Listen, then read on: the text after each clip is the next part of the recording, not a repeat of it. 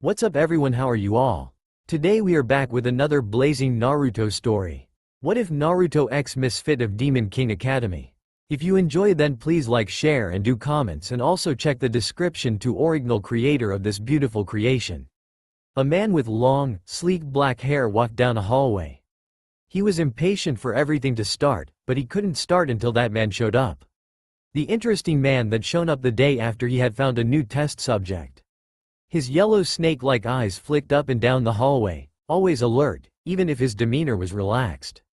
He stopped at a door when he heard someone approaching. "Kabuto," he said calmly.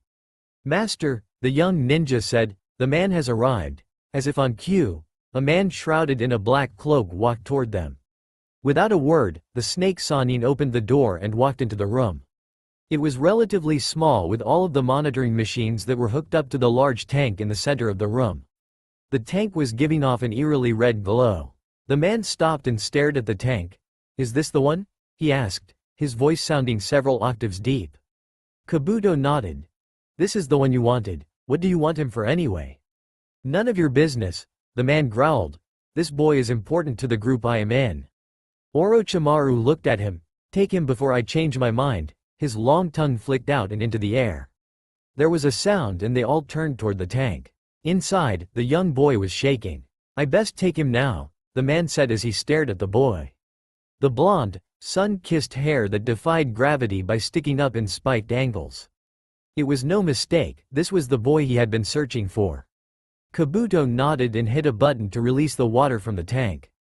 As it opened, the man caught him and tossed the boy onto his shoulders. "I thank you for your cooperation," he said, and vanished in a burst of flames. The young medic Nin sighed. "I am sure that was the Kyuubi container Lord Orochimaru," he said. The snake master nodded. "I was sure too, but there is no trace of that fox inside the boy. He just had incredible chakra reserves." He grumbled as he walked back the way they had come. He would have proved to be a good experiment either way. Miles away from the secret compound of Orochimaru, flame erupted as the man appeared and laid Naruto down. "Orochimaru doesn't know it, but I just saved his life." The young boy was shaking rapidly now and red lines were running from his stomach and across his body. He pulled off his hood to reveal dark, blood-red hair and slitted eyes. "Even though you knew the risks, you still let me come out for a while," he smiled softly. Flashback. 15-year-old Naruto sighed as he walked down the corridor to the cage that held the nine-tailed fox. He and the demon had grown to be close friends over the years. Naruto had learned that the fox wasn't a bad guy. They made jokes at each other all the time. One time Naruto got the courage to ask Kyuubi why he had attacked Konoha. "It was an Uchiha," the great demon replied. "Madara Uchiha. He killed my family and then put me under a genjutsu to make me believe your village was the cause of their death." The fox sighed. "I only realized my mistake when I was sealed into you." The blonde boy nodded. "I am sorry Kyuubi," he said softly, "you never told me you had a family." The demon laughed. "Just because I am a demon, you think I can't have a family?" He looked at the boy. Shaking his head, the boy smiled. "I never took you for a family man," he said. "Tell me about them." The fox watched him. "My wife's name was Celine," he said. "She was a beautiful woman and treated everyone and everything kindly. She was the perfect wife." He smiled as he shifted into his human form and walked past the bars of the cage to sit next to Naruto. He was a slim-figured man with bright red hair and slitted red eyes. He didn't look it, but he was strong enough to lift buildings. Naruto knew that with his well-shaped face and looks, the Kyuubi would be considered handsome by every woman in the world. The great fox resumed talking. "I had 2 children, a boy and a girl." He smiled as he remembered his children, Sebastian and Sadie.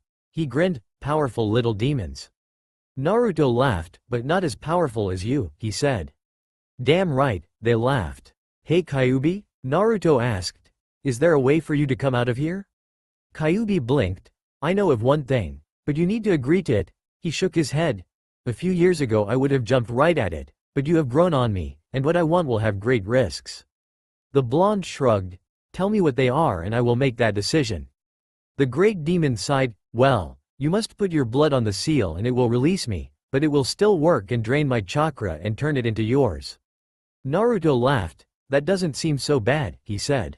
"I didn't finish," Kyuubi said. Without my body being in yours, the chakra will slowly kill you as you absorb it, at least until I come back." "Oh," the boy said looking down, "all right." He smiled. "I'll do it, just come back or I will haunt you." The Kyuubi laughed. "It is a deal. I swear it on my demon blood." Naruto nodded and bit his thumb. One smeared seal later and he was waving goodbye to the Kyuubi. End flashback. Kyuubi sighed. "I am sorry," he said as he placed his hands on Naruto's exposed stomach. "I guess I should have told you about this part." He began to glow and pulsate. "When I come back, the seal will be broken and I will fuse with you." He began to blur. "Goodbye, my friend," he said softly as he slowly vanished. "Enjoy your new role." It began to rain as the blonde boy lay there, seals pulsing on his stomach and across his stomach. In the place where the seal that once held the great demon stood, was now a summoning contract. There was a flash of lighting and Naruto was gone. Unknown time and unknown place. Naruto awoke, first noticing the soft bed and its silk sheets by touch. Next, beautiful sounds and smells assaulted his nose and ears. He felt as if he could hear miles away. He could hear children playing, a cry of pain as one hurt themselves. He could smell such delicious scents coming from the right. There he could hear the water boiling and smell something spicy. He guessed that this area would be a kitchen. When he opened his eyes he couldn't believe the type of room he was in. The walls were a mixture of red and black, all moving in intricate swirls, the red and black turning around each other.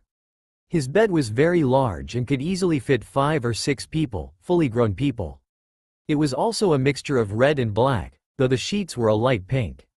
The room was bare except for the closet, which he could see was open from his spot on the bed. It was filled with his clothes, plus some very formal-looking clothing that Naruto was sure he would rip or destroy somehow. He noticed he was wearing a pair of black pajama pants and a dark red shirt. Wow, this is a lot of black and red. He then remembered his own attire. Guess I shouldn't complain. Sliding out of bed, he found he was terribly weak and crumpled to the ground. There was a gasp and he looked up to find a woman looking at him. "Ah, I am sore." He was cut off as the woman ran over to him. She was very beautiful, with bright green eyes and black hair that touched her shoulders. She was wearing a cobalt blue dress that rippled in the light. He blushed when he noticed her large assets. "Master, you shouldn't be out of bed. You are still far too weak," she said as she helped lift him back onto the bed. "Thank you." He paused, giving her time to tell him who she was. "Ah, forgive me, master, I am Delia." She smiled and sat next to him. "Nice to meet you." "Delia," he said, confused. "Why do you keep calling me master?" he asked. "Well, master, you are the master of this house." She paused. "Ah. Forgive me again, master, you must be famished." She snapped her fingers and 3 women brought in plates of food on platters. Each dish made his mouth water. Food that he had never seen or heard of were on the first 2, but on the third. "Ramen," Naruto said loudly and dug into the bowl as fast as he could. The girls giggled and Delia looked at them sternly. "You shouldn't laugh at the master's eating habits." They quieted down and looked ashamed. Naruto stopped eating and smiled. "It is fine," he said, "I know I eat like a starving dog." He laughed, causing the girls to break into more giggles. Delia couldn't even help but smile at her master's antics. Once he was done eating, he stood up, much to the distress and surprise of Delia, and stretched. "I feel as good as new," he said, kicking into the air. "Yes, as good as new." He grinned widely. Delia nodded and stood up with him. Naruto was surprised to find that he was taller than her. He was usually shorter than everyone. "How tall am I?" he asked. She looked him over. "I'd say, about 6'5", she said and watched Naruto blink. "What?" she asked. He smiled. "I used to be only 4'6", he said happily. "I had a growth spurt." Delia laughed. "Well, you are definitely one handsome man," she said, causing Naruto to blush deeply. He looked away. "So where am I?" he asked. "You are in your home, master," she replied, looking at him. "No, I mean what country?" he asked, walking over to the closet to look at his clothes. "No country, you are in the land of the Demon King," she said. "Your land?" Naruto dropped the clothes he was holding. What?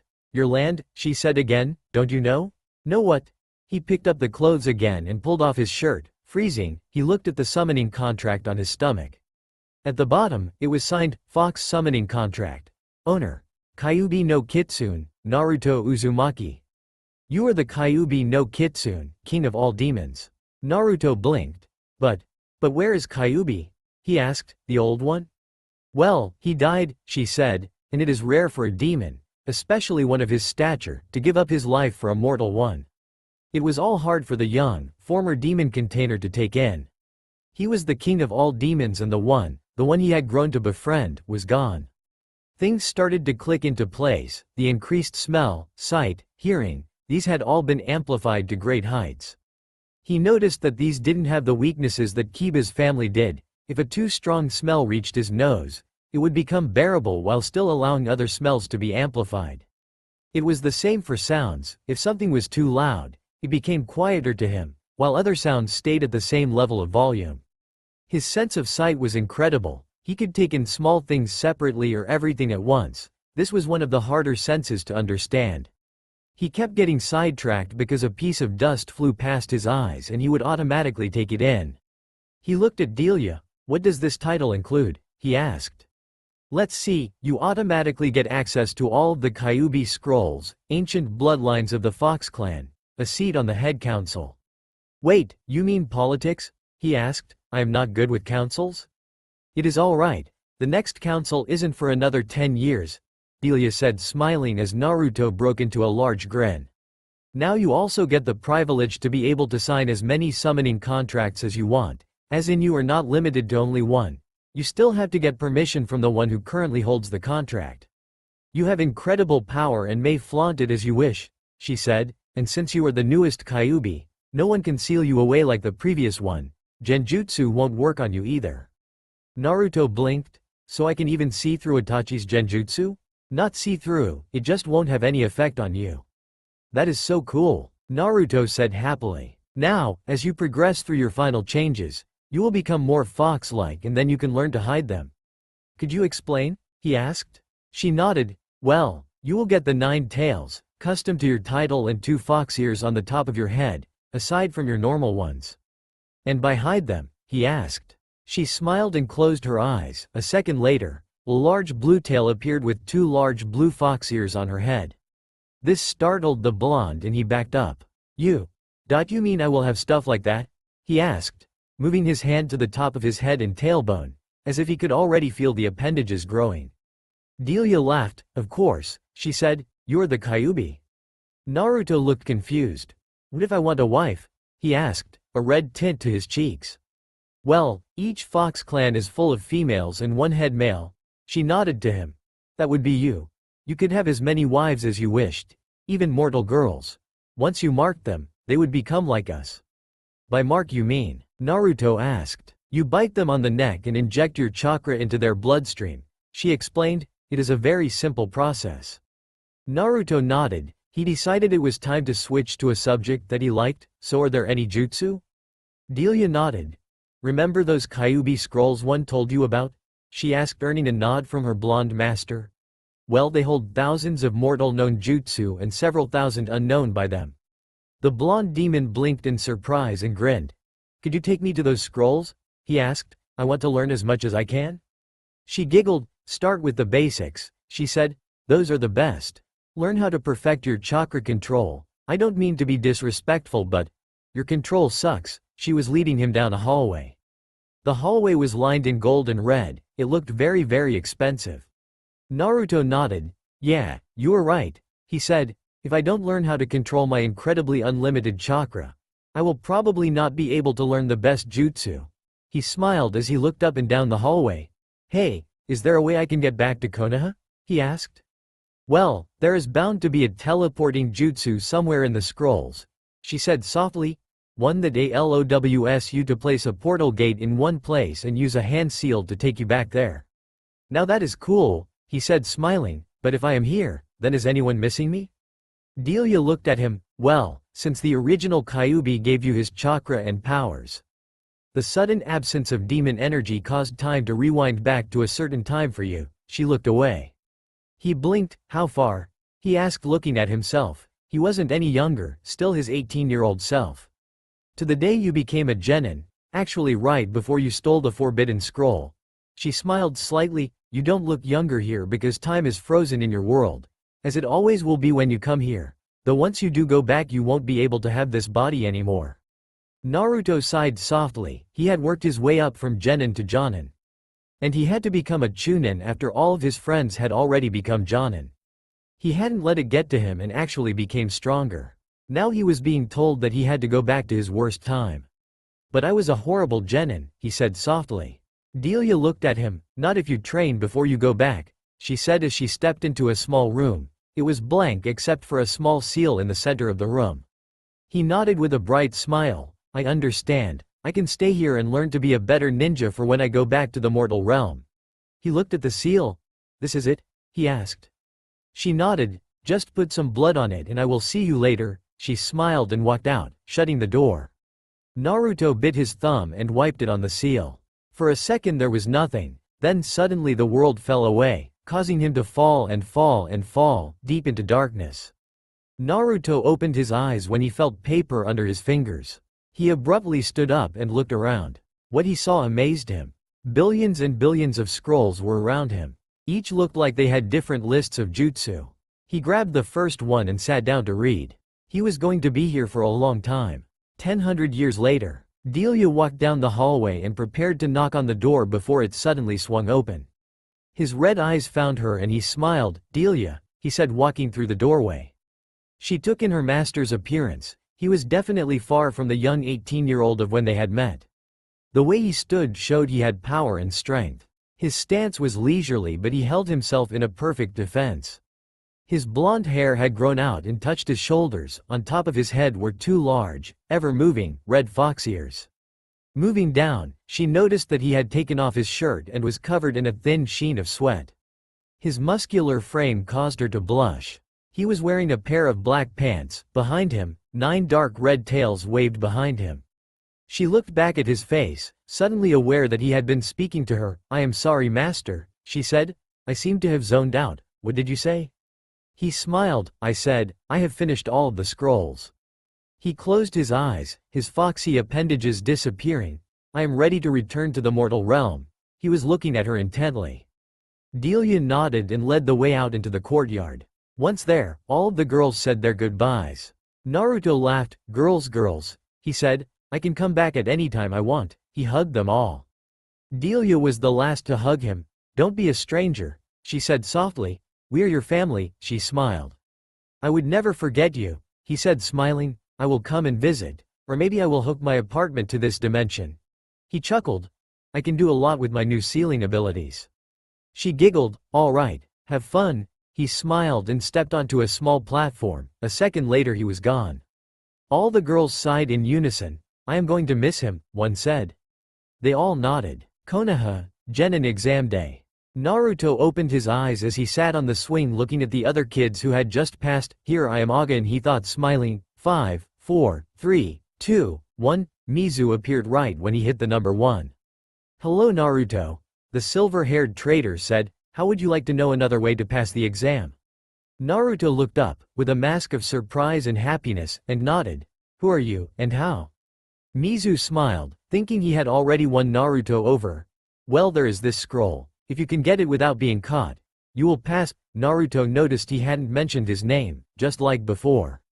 Sure, you want me to bring it to you and you will give me my headband? He feigned excitement.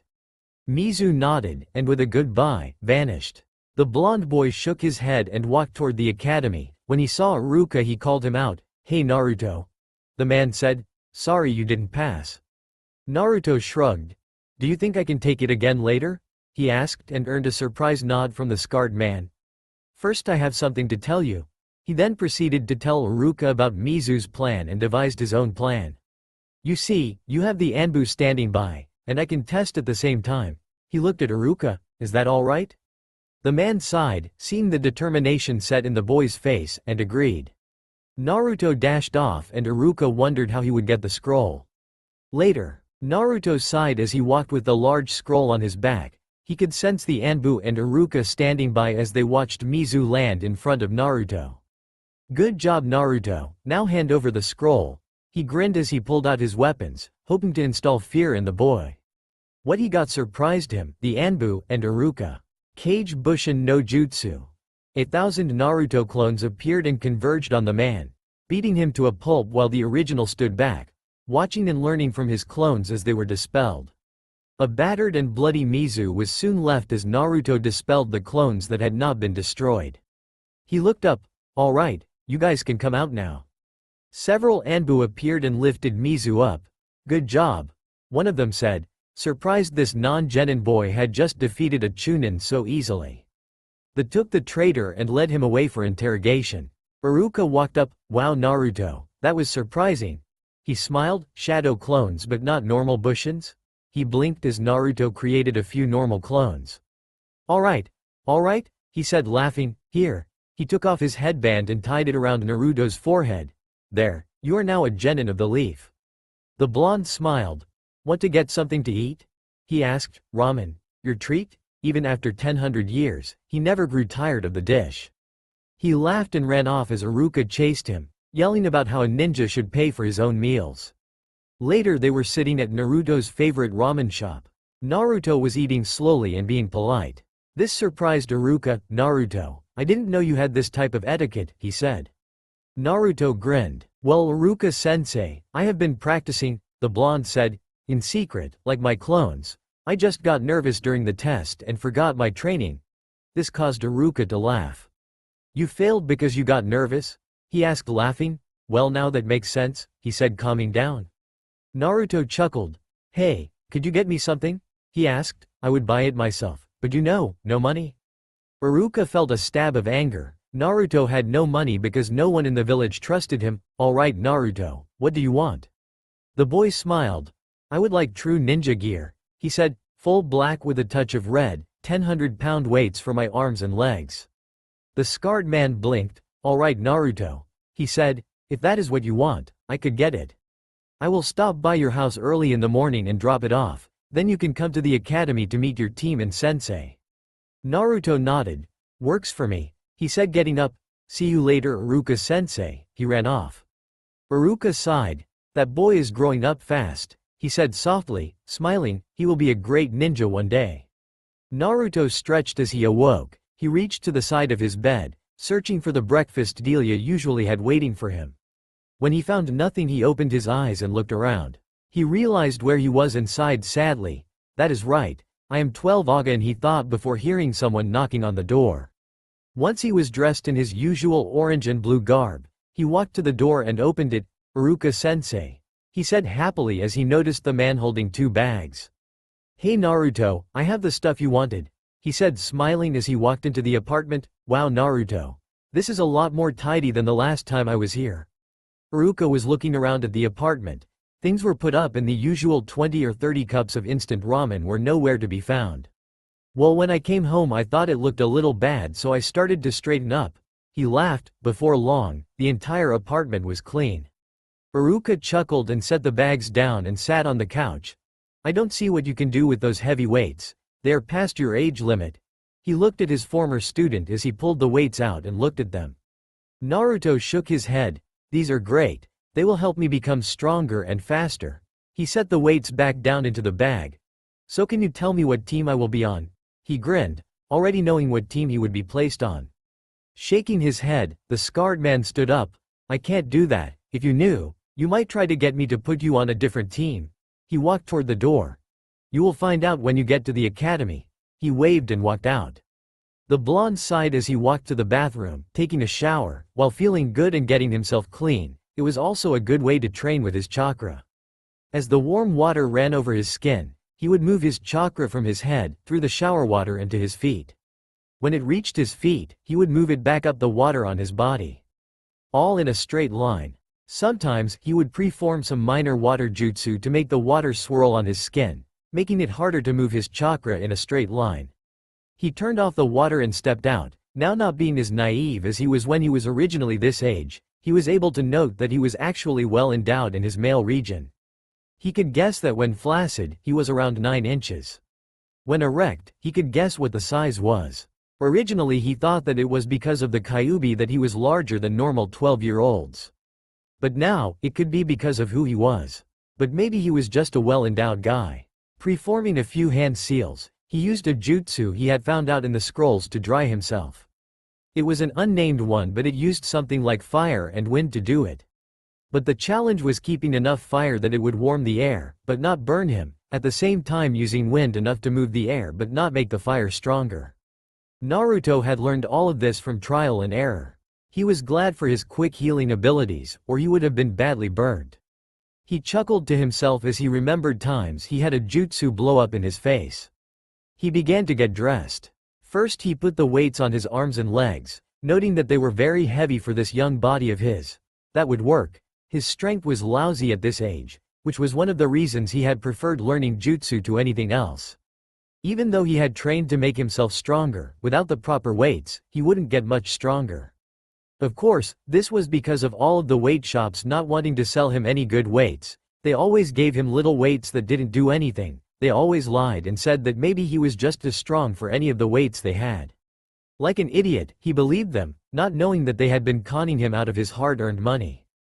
As he slipped on his black clothing, he also thought about the other shops. The clothing shops sold him clothing, but only the orange and blue jumpsuits.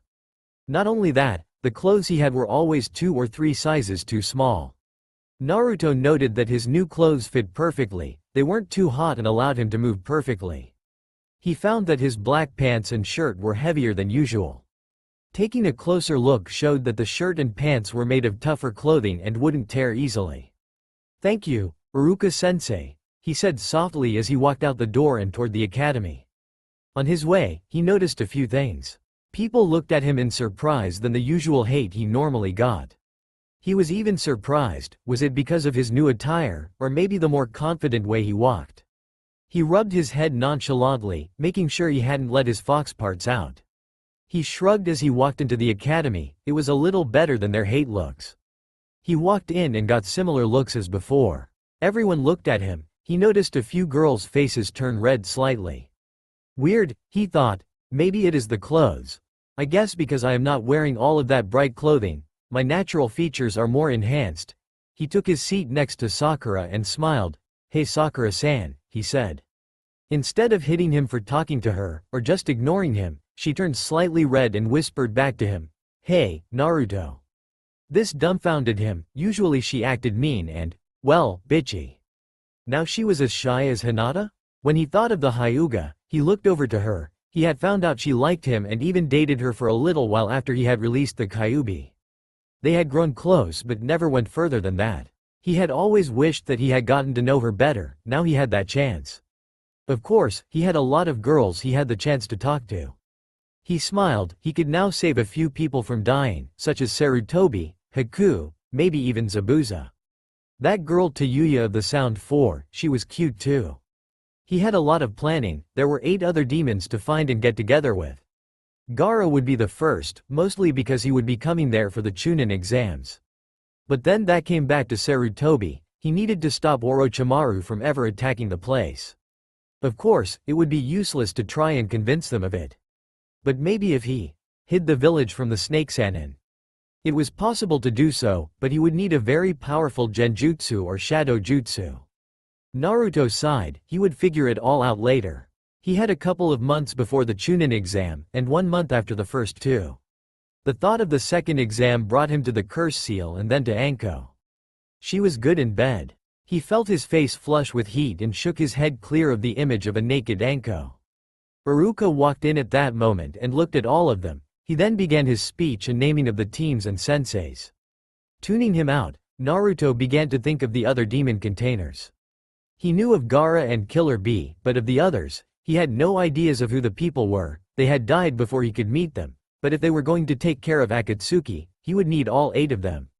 He knew where he could find them all and would get permission from the Hokage after the wave mission to go and search for them. He would go in order, starting with Gaara and ending with Killer Bee. Finally having a plan, Naruto sat back to wait for his new sensei, again. 3 hours later, Sakura was fuming. What kind of sensei doesn't show up when he is supposed to? Sasuke looked away with his normal scowl. "HN," he said. This caused Sakura to swoon over him. Naruto never got what was up with all of the girls. He treated them like they didn't exist and they fell head over heels for him. He figured it was just peer pressure. One group of girls liked him and this caused other girls to go after him. He knew for a fact that Ino had only liked him because everyone else did, and Sakura was the same way. Shrugging, he turned his head to the door and counted down to 1. At 1, Kakashi walked in. Since Naruto wasn't acting the prankster, he didn't have the eraser fall on his head. Though he angered Naruto with his line of how he didn't like them. So it hadn't been my prank, he just said that because he wanted to. Naruto huffed. You're one to talk, I don't like you much either, he grinned. A sensei who can't even show up on time, how lazy. Kakashi looked at him, somewhat surprised he had said that with such a cool tone. Meet me on the roof in 10 minutes, he said and vanished. Naruto chuckled. Anyone want to take a nap? He laughed and vanished as well.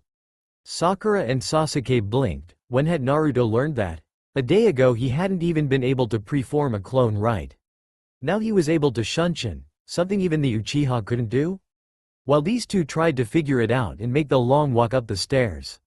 Naruto was actually there before Kakashi.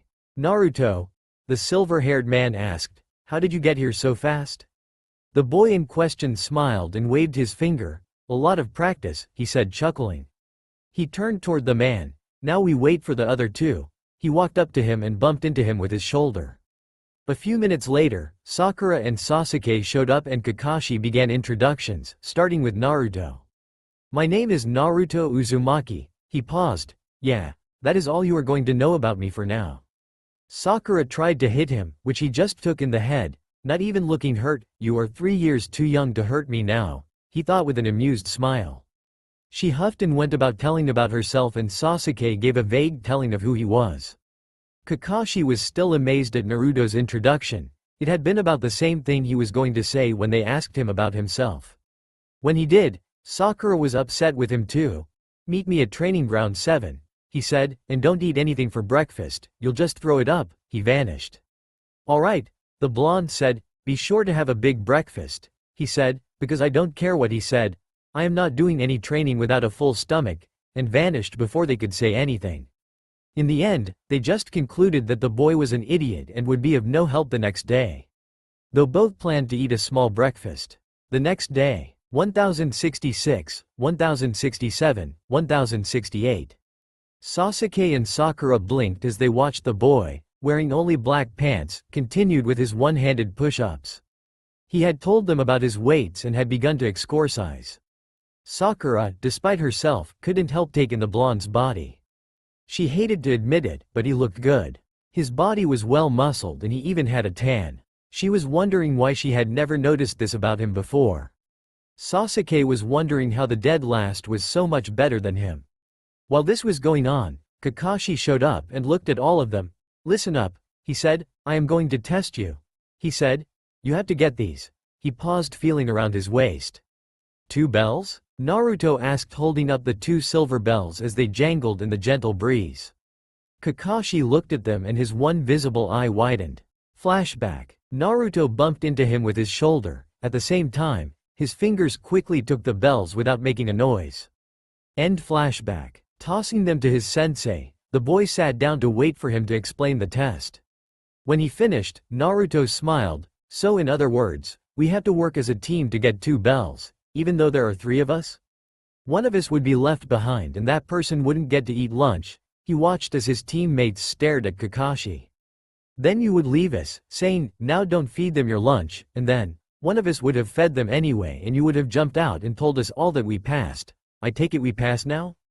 Kakashi nodded dumbly. This kid had just taken his entire test and pulled it apart. He sighed and shook his head. All right. Team 7 will start missions tomorrow. He grumbled as he turned and walked away. Both of his teammates were amazed at Naruto's brilliance. Naruto? Sasuke said, I am treating you to ramen. Alright, Naruto said as he and his pink-haired teammate followed the Uchiha. I hope you brought a lot of money, he laughed. I forgot about his attitude, thought the blonde as he walked with Team 7 with the bridge builder Tazuna. The old man was griping about having little kids helping him. I still don't see why you couldn't have gotten better ninjas, Tazuna said as he walked in the center of the formation. Because, you old fart, this is a C-ranked mission, Naruto said. Unless there is something you forgot to tell us? He scrutinized the old man. No, Tazuna said, visibly sweating, I'll stop complaining. Damn right you will, Naruto was upset. He had been thinking of ways to get Haku to join him. Someone that powerful would be a great asset to his team, with the proper training.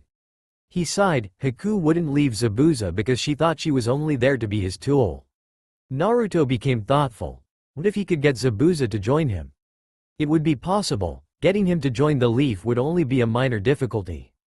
Naruto guessed he would have to prove his strength before he could get the missing nin to join him. If I can beat Haku with no tails activated, then Zabuza should be easy. When I defeated Haku that first time, I had almost no ninja training. The young blonde grinned. He was better trained now. His ability to take the bells from Kakashi proved that. He looked at the puddle as they walked past it. Hey guys, it has been hot and dry this past week, huh? He asked, seeming to make casual conversation. What kind of question is that? Sakura asked, looking at him. She caught the look in his eyes as he made a subtle gesture to the puddle. I guess it has been, she said softly, looking at Sasuke. Hasn't it, Sasuke-kun? Sasuke looked at his two teammates and caught Naruto's gesture. Yes, it has, he said. Kakashi smirked. Naruto noticed and alerted his teammates to the situation and subtly asked the question. Why would a puddle be here if the week has been dry? The silver-haired Jonin had to admit that his blonde student constantly surprised him with these types of things. He was wondering what Naruto would do in the battle that would be sure to follow. Just as he predicted, the chains wrapped around him. Using a substitution at the last moment, he sat back in the trees and watched his students. Naruto smirked as he dodged an attack by one of the demon brothers and grabbed the chain, yanking the man toward him. He could swear he heard something crack as he punched the brother between the eyes. This seemed to work as Sasuke snapped out of his fear and went through the hand seals, creating a grand fireball. The man was lucky enough that he was able to dodge the attack. He was unlucky enough to have jumped toward Naruto's direction. His eyes widened when he saw Naruto holding a sphere of spiraling chakra. Oh, she, were his last thoughts before he was hit in the stomach by the sphere. Rasengan. Naruto's loud call broke Kakashi out of his surprise. He had been so surprised that Naruto knew that jutsu. Only two people knew that jutsu well enough to use it, and one of them was dead. He jumped out of the trees and helped tie the two demon brothers to a tree. Sasuke walked up to Naruto after they were done. I guess I should thank you, he said. If you hadn't had yelled at me, even though what you said was way out of line, I would be dead.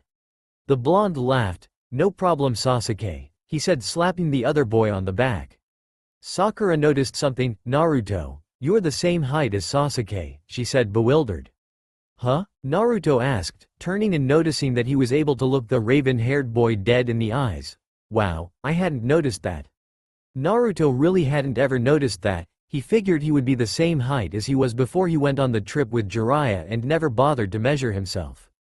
He shrugged. Well, that is good. Maybe now my attacks will be stronger. The Genins continued to chat while Kakashi confronted their charge. Once everything had been settled, they decided to continue the mission. A few hours later, Naruto was looking around, his senses on alert. He should throw his sword any minute now. He saw the bushes move and looked in that direction. He walked over to the white rabbit that was hidden there. Get down, Kakashi said, reaching to grab Naruto while Tazuna and the others dropped to the ground. Naruto, having expected this, moved out of Kakashi's range and raised his hand. The large blade spun right above Tazuna and the others, right over Kakashi, and hit Naruto dead on. At least that is what it looked like it had done. But by looking closer, they saw that Naruto was holding the blade end of the sword between his forefinger and middle finger. His forefinger was on the top of the blade while his middle finger was holding it in place. You're a pretty good kid, the deep voice said. I didn't expect you to be able to do that. Naruto chuckled as he tossed the sword up and caught it by the hilt. I don't think anyone did, he said, swinging it in a wide arc and pointing it at the man standing on the tree limb. Zabuza Momochi. With one hand, he spun the sword back to its owner. Nice kid, the missing nin said, catching the blade by its hilt. Maybe I will spare you after I kill everyone else. You look like you would be good breeding material. Naruto shrugged. Maybe after we beat you, I will take you back to the Leaf Village and make you a ninja of it. He grinned and let Kakashi handle it from there. A few miles away, Naruto appeared on a tree behind a masked figure. You know, you could have just killed us all in that instant, he said into the person's ear. Haku. Naruto thought about it. Haku never told him her last name. He decided he would just use Zabuza's last name, Momochi. Said person spun around and looked at Naruto. He would like to do it himself, she said softly looking at the blonde. Naruto chuckled. He is going to get beat by Kakashi, and when he does, you are going to stick him in the neck with your senbon and make it look as though he is dead.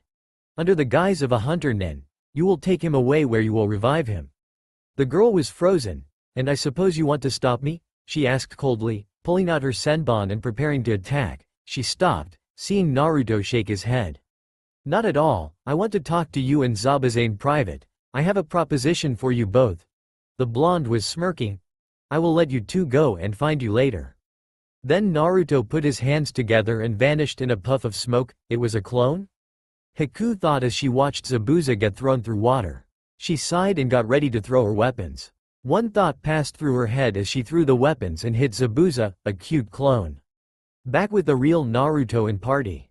Naruto had used Sasuke to trick Zabuza into releasing Kakashi, then they had sat back and let the Jonin handle him. The blonde blinked as his clone dispersed itself and allowed Naruto to review the conversation they had had. If all things went well, Naruto could go and meet Haku and Zabuza during the tree climbing exercise. Naruto was thinking about this. If he wanted Haku to join him, then he would need Zabuza. To get Zabuza, Naruto guessed he would have to battle Haku and be able to pay the missing nin for his services. This made things difficult. Naruto would need to get Sarutobi to give him his inheritance and all of the other things he would need, especially the Uzumaki, Namikaze compound. He would need a place to stay and someplace big. He was sure his little apartment would not hold all of the people he needed to join his team. Once he was able to get his team and all of them were trained well, they could go after Akatsuki and stop the organization before it begun. He also needed to deal with Orochimaru. It was possible to get a spy within the snake's ranks. But it was about who he could get. The girl that Shikamaru fought would be helpful. He just needed a way to get her on his side. He was so lost in his thoughts he missed Haku showing up, chatting with Kakashi and then leaving with Zabuza. He sighed. He needed to learn how to think while keeping his mind on everything else. Come on guys, let's help Kakashi-sensei, he told his team as they helped Kakashi, who had fallen down because of chakra exhaustion, up and walked toward Tazuna's home. A week later. See, it is easy, Kakashi said as he stood upside down with his crutches on a branch. Now you all try. Naruto sighed as he watched Kakashi come back down and Sakura try it out, succeeding in doing it the first try because of her low chakra reserves and near-perfect control. Naruto thought about it and walked over to Kakashi. Hey, sensei, I have a training resume that will help Sakura with her chakra reserves. Kakashi looked at him. Okay, he said, shoot. Well, have her sit on the ground and allow her chakra to seep into the ground. Doing this slowly will raise her chakra reserves at an even pace, Naruto said, explaining his own training resume. The silver-haired Jonin blinked. That is very good, Naruto, he said thoughtfully. Very good indeed. He looked at Sakura. I know you were listening in, try it out. Sakura grumbled about having to sit on the ground and get her clothes dirty. But, being the good girl she is, she sat down and began to train. Naruto nodded. I am going to take a walk, he said and left before anyone could object. After making sure no one was following him, he headed off in the direction of the treehouse his clone had told him that Zabuza and Haku were staying at. With Zabuza and Haku, you should have been more careful, Haku said softly as she checked Zabuza over. You could have been killed by that copy ninja, Kakashi. She seemed thoughtful. And that boy, he seems dangerous. Zabuza gave a light chuckle. If I remember correctly, that is your type of boy. He began to laugh as his apprentice blushed. They stopped talking when they heard a noise and the door opened. Hello Zabuza. The young boy said, walking in and shutting the door. I would like to talk to you. From inside her mirrors, Haku smirked behind her mask. She had been pelting the blonde with senbon for almost 20 minutes. Now he just stood there looking like a pincushion, his face hidden by the hair that had drooped downward. At first he had tried to create a ton of shadow clones and attack all of her mirrors at once. That hadn't worked as she just destroyed them before they could even get a few feet away from their creator. After a while the boy just seemed to give up, so she had just struck him in non-vital points to prolong the pain for Zabuza. Should I finish this? She asked her mentor. Yeah, I got bored with this about 10 minutes ago. the missing nin said sighing. He had thought this boy would put up a better fight. Well, everyone could make mistakes, even elite ninjas. Haku moved back and flung the final senbon toward Naruto's heart, only to have it knocked away like it wasn't moving at incredible speeds. She blinked and threw another one. It was knocked away again. There was an audible sigh from the blonde as he stood up straight and began to pull the senbon out of his body, the small puncture wounds healing instantly. I guess I should stop goofing around, he said, grinning as powerful chakra began to roll off of him, filling the space between him and the ice mirrors. Zabuza blinked. Now where was he hiding this power? He asked, watching as Naruto's eyes took on a red, slitted appearance. His hair became wilder and his canines, fingernails, and possibly his toenails became longer. The whisker marks on his face elongated and became more pronounced. Naruto let out an ear-splitting roar and launched himself at incredible speeds toward the ice user. The young girl had one thought as she got ready for his assault: "Oh Kami, what have we gotten ourselves into?" Flashback. The blonde boy had just shown up saying that he needed to talk to Zabuza. Now they were seated around the man, Haku ready to attack, given the slightest provocation, Naruto sitting back in a relaxed position, and Zabuza laying there as he took in the blonde. "So boy, what do you want to talk about?" Naruto smiled. "Well, I wanted you and Haku to join the Leaf." He was interrupted by Zabuza's laughter. "Really? You just expect us to just walk into a hidden village where we are still probably wanted?" The man said. "I am the demon of the mist. I am sure I am not wanted anywhere." He calmed down. The boy sighed. "No, but I am in close relation to the Hokage. I could get you welcomed into the village," he said. "At least as ally ninja." He looked at Haku. "She has a valuable bloodline. The council would love to have her in the village. Of course I would need to take measures to make sure they didn't try to pair her up with someone in an arranged marriage." Looking at Haku, the man spoke. "Haku, wait outside, and no eavesdropping."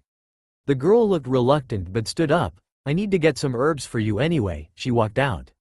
After she had left, Zabuza looked at Naruto. "Okay.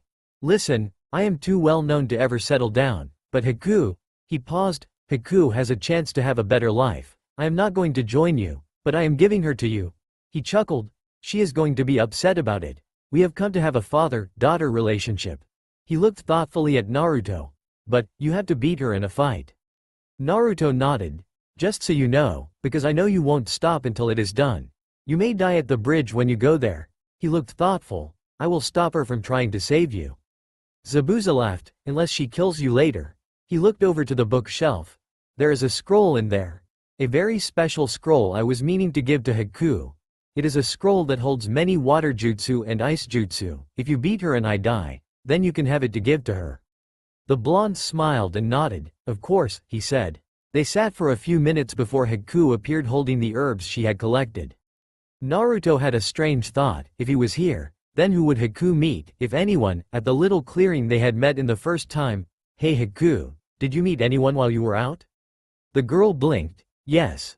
Yes I did," she said. A pink-haired girl was sitting there, giving off chakra. I asked her what she was doing and she said she was training to become stronger. Naruto chuckled. "That was my teammate Sakura. I am glad she is keeping up her training," he said, and Zabuza coughed to get their attention. "Haku, you will fight this boy. If he wins, you must go with him to his village. If he loses, he dies." He was sure blunt about it all. Haku didn't give off any emotion showing if she was upset about the situation. She only took on a serious face and nodded before attending to her mentor. Once the missing nin was healed enough to walk, they all went outside to begin Haku and Naruto's battle. Flashback end. Haku jumped from one mirror to another, throwing senbon in an attempt to slow the feral-looking blonde down. He just grinned and knocked the weapons aside. "Haku, I am too powerful for you to beat." She was surprised that his voice, while still sounding like the normal, was harsher. She jumped above him and nose-dived toward his back, planning on impaling him into the ground. At the last minute he spun, corkscrewing through the air and landing a few feet away. His clawed hands were a blur as he flew through hand seals, shadow claw jutsu. He called out, causing his shadow to lift from the ground and wrap around the girl in a vice grip. Naruto walked toward her, his hands moving through more seals. "I am the real terror of the world," he said, grinning as chakra spun around him. His hands not even a blur, but looking as though they weren't even there. Zabuza scoffed, "So you are strong, so what?" He was acting skeptical, but in his mind, he was amazed at all of this. Naruto chuckled as he stopped a few feet from the girl. "I am not just a strong person," he said as the chakra became a pressure and something happened to cause the two's eyes to widen. 9 tails billowed out and folded so they were pointed toward Haku, and Naruto's face took a fox-like appearance, his large ears twitching. His face split with a wide, sharp-teethed smile.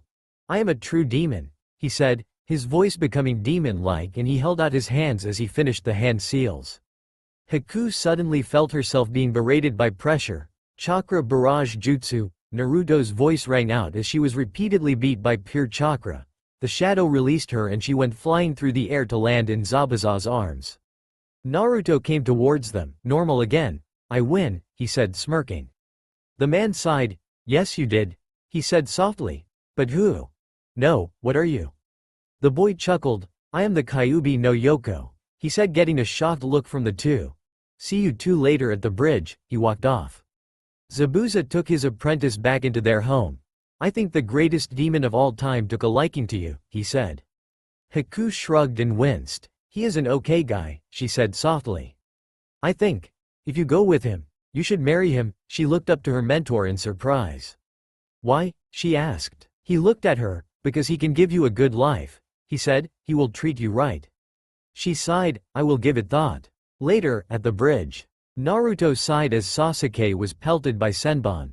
He knew that this was when the raven-haired boy would get his Sharingan. Once that happened, Naruto could try out his new bloodline. He only had this bloodline because of his new status. The fox had a few things he hadn't told the boy about. Once Sasuke was down, Naruto went through hand seals and created his shadow claw jutsu. Gripping Haku tightly as she jumped to another mirror, he let off his demon chakra and launched himself at her, slamming into her and sending her spiraling out. In turn, this would surprise Zabuza, giving Kakashi the needed advantage to complete his jutsu. Naruto looked back at the raven-haired boy laying there. He noticed that Haku had been holding back. He noticed another thing. Most of the boy's wounds had healed a little faster than usual.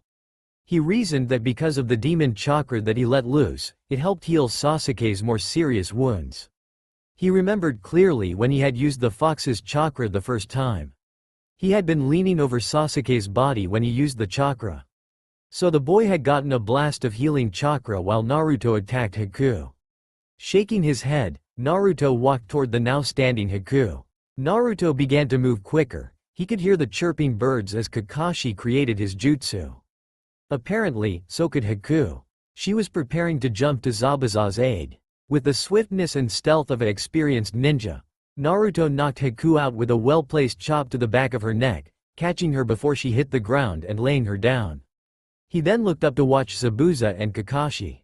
The missing nin looked down as the white-haired Jonin pulled his hand out of his chest. He was amazed. The attack had been relatively painless. It was the aftershock that was the torment. The attack was lightning-based, and as it struck the target, it numbed the nerves in the struck area. But once the attack was over, the pain registered. It was quite a sight to see Zabuza still standing, obviously in pain as he pulled his mask down to breathe easier.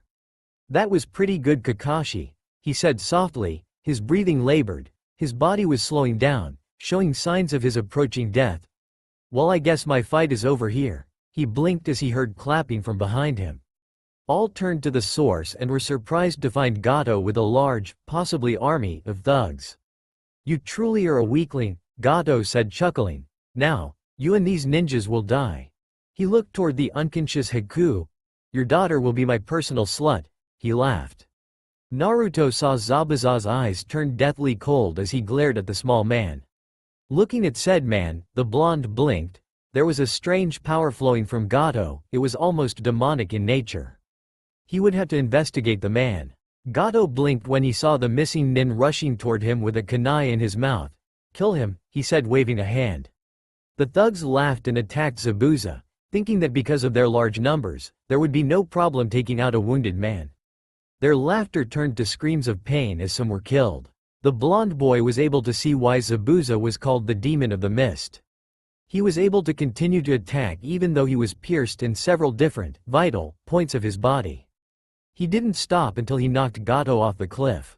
That was when Naruto made his move and vanished, leaving 2 clones to replace him. One clone was standing there watching everything, while the other clone was hanged into Zabuza's sword. Using his chakra, the blonde ran down the side of the cliff, following the path of the falling Gato. When the man hit the water, he didn't splat like Naruto expected. He burst into tiny particles of gold dust. A booming voice said, sounding like it was coming from all around him. A demon pretending to be a human? The dust took the form of a large snake, floating above the water. Naruto began to laugh. A demon snake. I didn't ever guess Gato could be a demon snake. He sighed and chuckled a little more. So, you must be on a lower scale than Manta because I have never heard of you. The large demon hissed angrily, that slithering traitor. He attacked me and removed me from the head of the snake clan. He gave another low hiss. Then he seals me into a human, unable to speak or influence the world. Stabbing the blade into the side of the cliff and then sitting on it, Naruto looked at him. Maybe he is a good snake, he thought, so what should I call you? The giant serpent's eyes glinted. Sirana, he said, but you won't be alive long enough to remember it. He lunged toward the blonde-haired boy. Blood dripped into the water and the giant snake laughed. It seems I caught you by surprise, the serpent said, eyeing the fresh red blood that dripped from a gash in Naruto's side. He looked at the blonde's face and blinked. Why are you smirking? He asked. He watched as the cut sealed up and stopped bleeding. You heal, of course. Naruto laughed and lunged toward him. The snake's tail lashed out and was stopped by Zabuza's sword.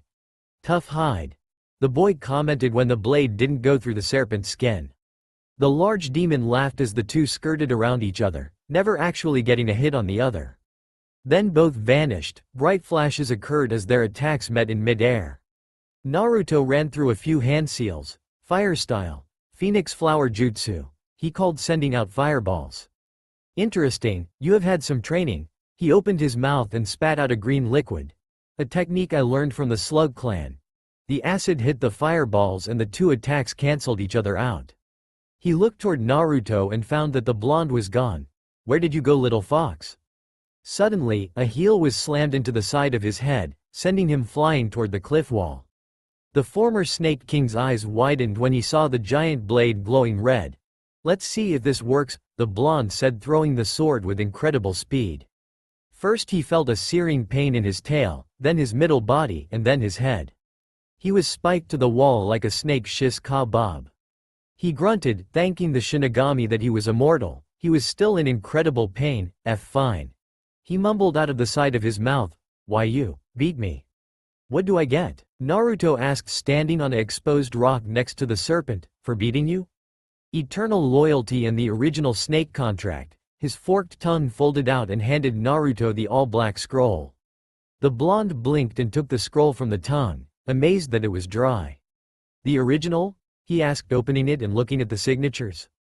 There were only 2, and the strangest thing was that neither of them were Orochimaru. They were from people he had never heard of. Yes, he said, each contract is kept by the head of the clan. These are the originals. The Great Snake sighed. When Manta overthrew me, I kept the scroll. He couldn't really take it from me because I would heal rapidly. Naruto nodded. So I can sign this and I will be able to summon snakes? I still have loyal subjects. Manta would have already had some of them bound to another scroll, but others are still part of this one. Sirana said, shifting slightly on the blade. Come on and sign it so I can leave. Where would you go? The blonde asked. Aren't you exiled from your kingdom? Yes, the demon said, sighing. I will stay as a tattoo on your wrist. The blonde blinked. I will have you as a tattoo. I wouldn't have to summon you? No, just call me and I will come out for you. He seemed upset about this. What is it? The Kyuubi asked. We snakes prefer a sacrifice when we are summoned, mostly because, unlike the other summons, we don't have an abundance of food. It is more or less a wasteland where I once lived. The blonde sat down and began to write his name on the contract. While I can give you sacrifices, just not human, he smiled. Ramen, fish, rats, he said as he resealed the scroll and Sirana swallowed it. I guess it is better than the normal people who summoned me. They would promise sacrifices and then just use my services and never live up to the bargain. But you will be a tattoo on me so you will know if I want to sacrifice to you. Naruto laughed and pulled the sword out. Smart. The Snake King dropped to the sea and landed on the water as his wounds healed up instantly. Yes, and the seal is smart too. I must serve you. He chuckled. No matter what a summon says, we are at your command once you summon us. The blonde nodded and thought to himself, that is why Gamabunta always listened to me. He looked at Sirana and held his right arm out. Okay, let's go, we had to catch up with my team. My clone just dispersed and showed that my team was leaving. Chuckling, the former Snake Clan head turned into dust and reappeared on the bottom of Naruto's forearm. Naruto sighed and pulled out a scroll. After a few quick seals, he had the large blade sealed up and was ready to go. He leapt up the cliff and raced toward where he knew his team would be. In a few days and a lot of practicing, Naruto could now summon Sirana to the size of a regular snake. It was very helpful, as in that size, the snake could eat far less than his giant form. All the blonde had to do was capture the right animals. Naruto also made sure to check on Sakura to make sure she was still training. To his surprise and great delight, she had been training ever since she had started. She had improved greatly, now she could create more than 2 extra clones, she could even do some jutsu. Deciding about it, he told her to practice focusing her chakra into her fist until the chakra was visible and as thin as paper. To his amazement, she went straight to work. Adding more to his surprise, Sasuke asked him for help with his Sharingan. He wanted to know more about how to keep it active a lot longer. Sasuke, the Sharingan is great, and even though you can use the jutsu greatly, Naruto said, explaining things to the raven-haired boy. You need to understand how the jutsu work. Once you understand how your jutsu work, then you can learn about making the Sharingan last longer. But why would I need to know how the jutsu works when I can do it without any trouble? The Uchiha asked and saw the blonde roll his eyes. Listen Teme, Naruto said, if you can understand how the jutsu works, then you can save chakra to use for your Sharingan. The boy smiled. And that way it can be used for a longer period of time. Naruto continued, also, if you practice your control like Sakura, it should take less chakra to use it. Now show me so I can see it. He watched as the raven-haired boy proudly showed off his 2-tomoed Sharingan. The blonde's eyes began to sting slightly and there was a dull ache in the back of his mind. He shook it off as stress and decided that he needed to have a long rest when he got home. Sasuke looked tired when he deactivated his bloodline and sighed as he went to take a nap before they got ready to leave again. The blonde sighed and stretched. Man, I am tired. He cracked his back and sat against a tree, closing his eyes. Naruto's dream. What the hell? The blonde asked as he looked around. Hello master, a girl said, causing Naruto to turn around and spot a face he had grown familiar with. Delia, he said smiling, what are you doing here? Delia shook her head, I am not here. I am speaking to you through a special jutsu in my family. We can talk to people in their dreams. She shook her head, anyway, I have a big surprise for you when you get to your home. Naruto nodded. Well, it is good to see you again, he said, hugging her. He could have sworn that the girl's cheeks had turned red a little, but that could have been the dream part. How is everything? She smiled. It has been good, she said. Everything is well. We have created a plenty of food for everyone. Good, Naruto said and heard someone calling him. Looks like your time as sleep is up. The girl said, well, I will see you later. She waved and vanished.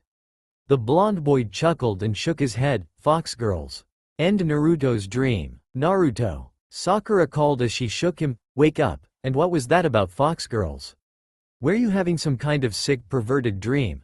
The blonde looked at his pink-haired teammate. No, I was caring for some fox pups and they were jumping all over me and biting me. He saw her try to stifle a giggle. Really? That is pretty sweet, Naruto. She stood up and began to walk. Come on, we are leaving. Getting up, he followed her. Thanks for waking me up, he said smiling. No problem, you are my friend. Naruto thought that she had been getting nicer to him. Maybe he was getting her warmed up to him. It was probably because he wasn't wearing the bright orange jumpsuit or yelling about everything. It could have also been the fact that he was taller and was helping her with her chakra control and jutsu. He nodded and looked at the sky as he walked. He was engrossed in the clouds and didn't notice Haku standing next to him until she spoke.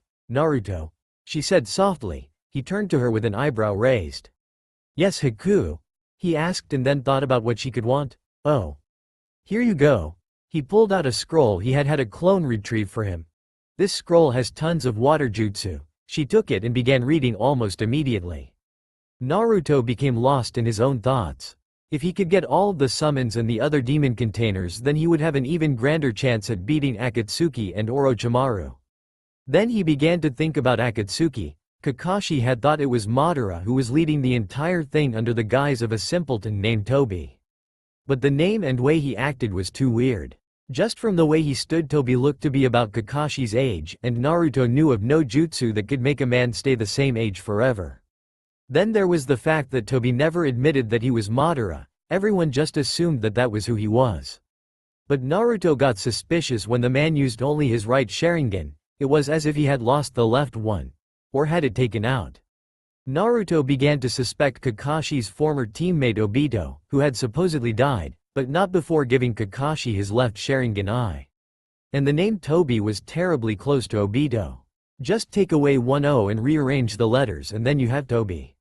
He had been so caught up in his thoughts that he hadn't noticed that they had arrived at the gates of Konoha. He looked at Kakashi as the man began to speak. I will take Haku to see the Hokage and get her situated as a citizen. You all go home and get some rest. You need it. He waved as he led Haku away. Naruto sighed as he walked home and took a hot shower. When he got out, he got the surprise he had been promised. Delia was standing there smiling. Hello, she said and hugged him. Nice to see you again.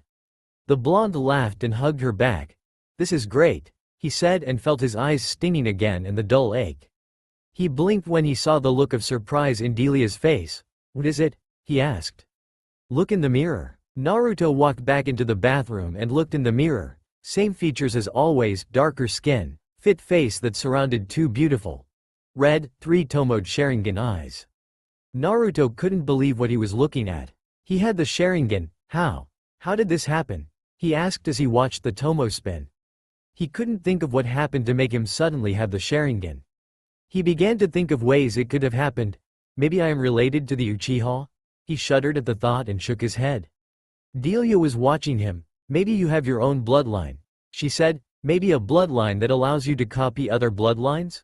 The young fox woman said as she sat on his bed. Naruto looked over at her. She was still as beautiful as she was when he met her. He shook his head and nodded. Yeah, that could be it. He smiled. I will have to find out once I get the Namikaze compound from the Hokage. He stood up and stretched. So, why are you here? He asked. Well, I figured you could use some company, she said. You know, for this lonely place, and you need a good cook. You can't eat just ramen all the time. The blonde laughed. I think I could cook my own food, he said smiling. It was true. He did know how to cook. Delia was blushing. Fine, she said. I just wanted to see you again. I missed you so much. She hugged him. Naruto smiled and hugged her back. I missed you too, Delia, he said. How are the others? They are great. They miss you too though. You don't know how it is when there isn't a male around. It is like a crazy house over there. She blushed more. I had to get away from all of that. Wait, are you telling me that all of the girls have gone into, he asked. Heat? Yes. Delia laughed at his look of surprise. And what about you? He asked, stepping back a little. He had learned that when a fox girl was in heat, it was best to stay away from them. They tended to get what they wanted. Delia blushed and nodded. I am. But you know I have more control than the others. She walked into the kitchen. It helps that I can keep myself busy, she said as she looked into the fridge. Naruto laughed and nodded. Well, I have to go talk to the Hokage, he said. I have some things I want to get settled before the Chunin exams.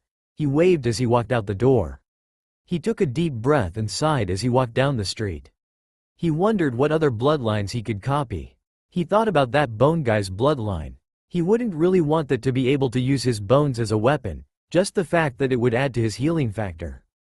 That ability would make it where his bones would regenerate if they were ever broken during battle.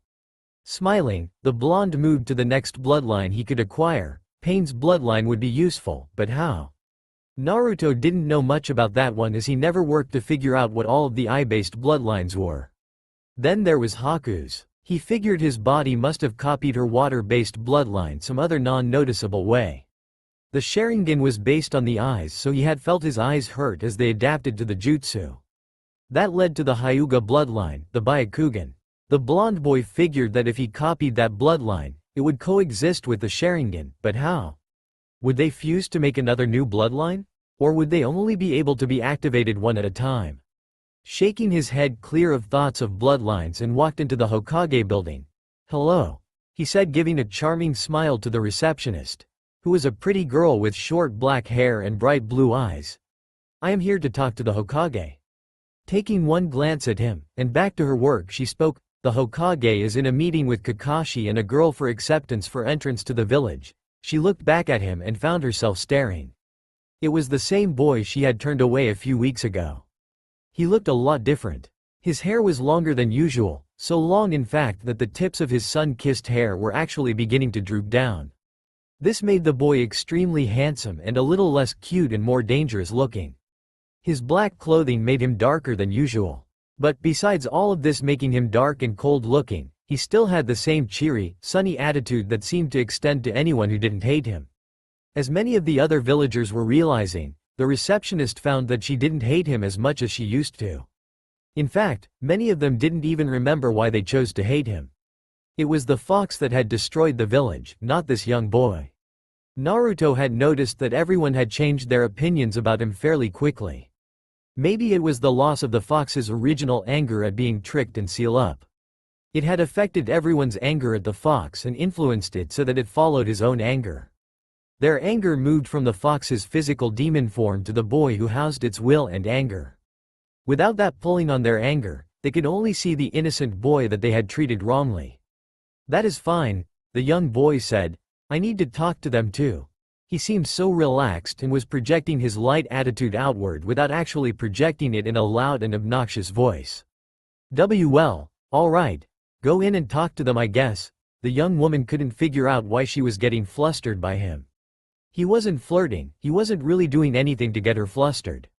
Naruto knew why though. It was because of his new fox status. He was unconsciously attracting potential mates. He couldn't stop it either. His body gave off scents that, although unnoticeable to the normal nose, caused the girls to see his natural attractiveness. It just enhanced what they already saw, smelled, felt, heard, and tasted about him. He said goodbye to the woman and walked off toward the Hokage's office. Walking in, he saw Haku and Kakashi standing in front of the Hokage who, as usual, was sitting at his desk. "Hey," Naruto said, "I have to talk to you, Hokage." He looked at the other two. "This will concern you too as well." He looked at the Hokage. "I would like to have the home of my birthright, the home of my father, the fourth Hokage." Sarutobi felt his jaw drop. How had Naruto found out his heritage? Kakashi was surprised the boy knew this at all, and Haku was just wondering why everyone was surprised and why Naruto had to ask for it. In her eyes, Naruto had the right to be leader of the village, as he was the strongest. The blonde laughed. "Yes, I know who my father is, and that is not all. I want Haku to be out of the council's grasp and allowed to choose her own husband and life." He smiled at the girl. "Also, I want permission to leave the village on a SSS mission to the other villages." Kakashi looked at him. "Why would you want to do that?" he asked. Naruto blinked. "Isn't it obvious? I want to gather all of the Jinchuriki and form my own team," he said. "All under command by the Kyuubi no Yoko." He watched the Hokage begin to look skeptical. "Naruto, the demon is sealed inside of you. How would it command anything?" The old man asked the blonde ninja. "He isn't sealed anymore, he's dead." He watched as everyone's eyes bulged out. How is that possible?" Kakashi asked. "The Kyuubi won't die unless you do." Well, Naruto decided to tell them a slight lie. "The Kyuubi gave me his power and strength before vanishing into the Shinigami's hands." He spoke softly. "Now I have all of the knowledge of jutsu and style that the fox knew. I have decided to take the title as it seems right to do so." The Hokage nodded. "Fine, I will give you the compound, but you will only get permission to leave the village after the Chunin exams."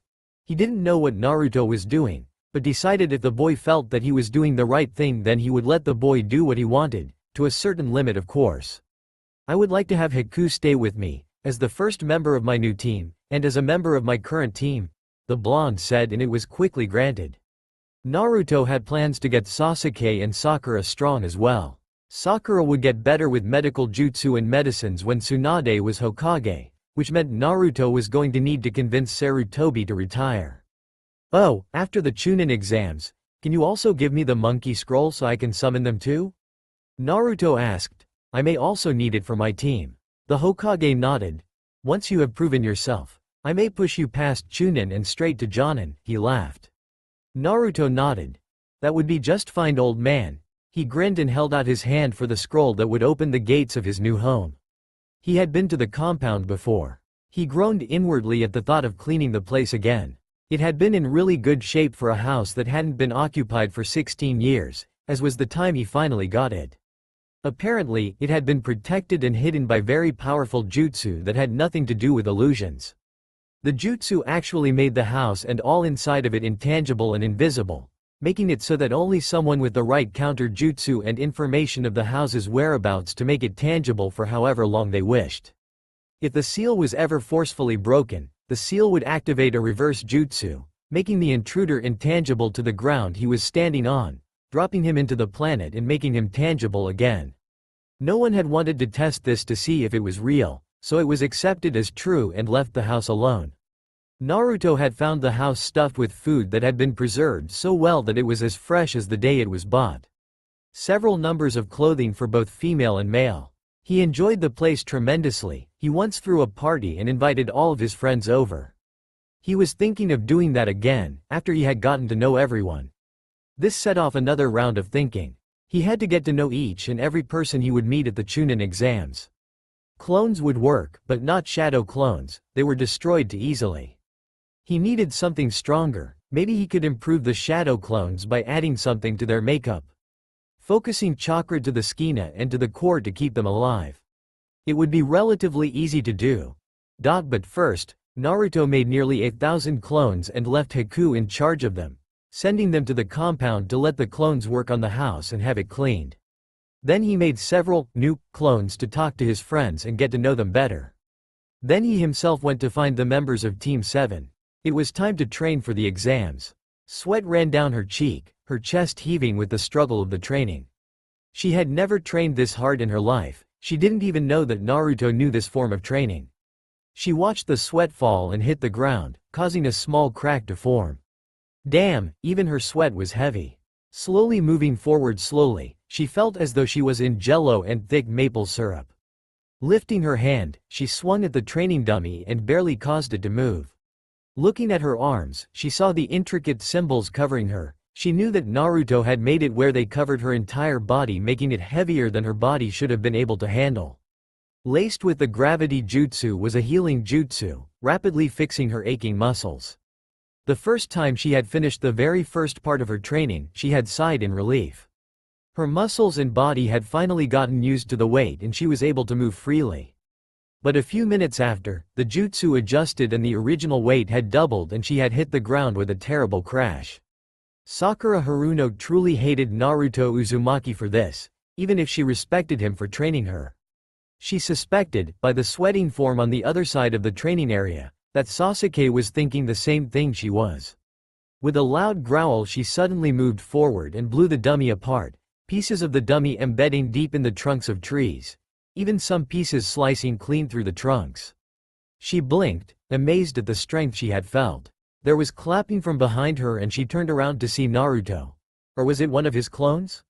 She could never tell, even when she hit them. He looked proud. Good job, Sakura. Now you can move on to level 2. Control. He made a series of hand signs and the jutsu on her body vanished, leaving only the healing jutsu. Control? She asked, looking curious despite herself. Now that she had finally gotten the stupid gravity jutsu off, she felt lighter than air and stronger than the toughest ninja. Naruto grinned and tossed a small stone at her. She caught it and felt it crumble in her hand. She hadn't even meant to crush it. You need to learn how to control your strength now, he said, looking at the still hard-working Sasuke. Once you can hold the smallest rock without crushing it, then your strength training will be complete and you can move on to jutsu. The pink-haired girl nodded. All right, Naruto. She sighed softly and walked off to get started on her new training. This was going to be a long day. Sasuke was pissed. How could Naruto treat him like this? Now he could barely move, forced to move slower than a snail. He felt vulnerable and weak moving at this speed.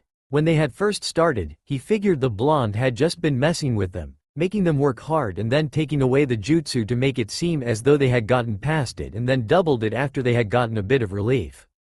He had been wondering if this training was just a waste of time. That was before he saw his pink-haired teammate punch the dummy to pieces, cutting into the trees. Once he saw that, he doubled his efforts and began to push himself harder. The raven-haired ninja had followed Naruto's advice and decided to try training without his Sharingan. Well, he also found that if he tried, the gravity jutsu would double and slam him into the ground.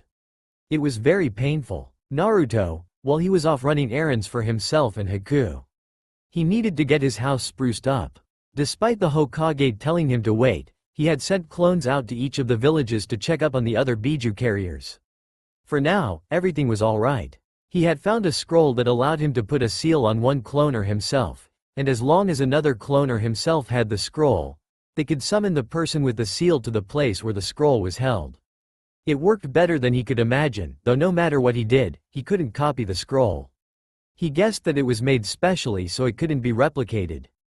It sucked for the most part because a scroll like this would help the world in means of travel.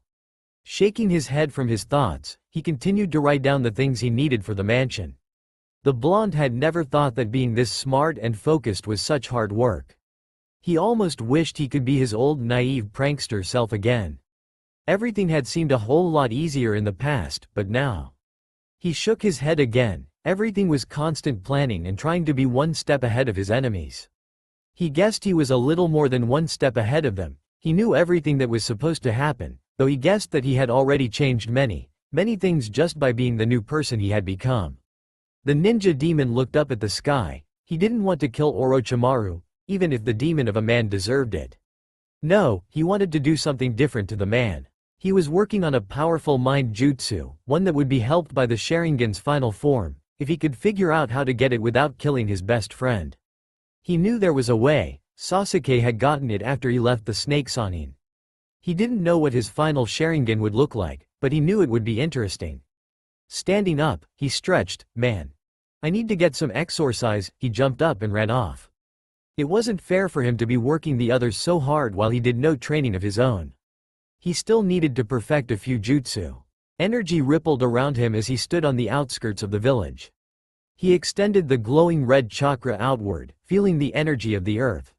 His eyes looked like plus signs as he activated both his fox chakra and used sage mode. He could feel the two sources of chakra hiding in the forest, though he knew if he was a normal ninja, he would have never noticed them. Sakura and Sasuke had improved incredibly. It was amazing what you could do if you actually pushed them beyond their limits and continued to push. He grinned. The training had been so good, he had decided to train the other genin too. He saw that it was unfair to make only his team the strongest. It would benefit the village more than if only 3 ninja were that strong. Stretching his senses further out, feeling all of the others. He was testing them now. Of course he could teach them so much more, but they needed to learn more on their own. They were like baby birds. They wouldn't learn by just watching, they would have to do it themselves. All in all, it was going to be one hell of a Chunin exam. His fingers moved in a blur of speed, water style, heavenly rain. He brought his palms down to the ground and suddenly it was raining, and it was raining hard. Every single raindrop was laced with a very powerful gravity jutsu.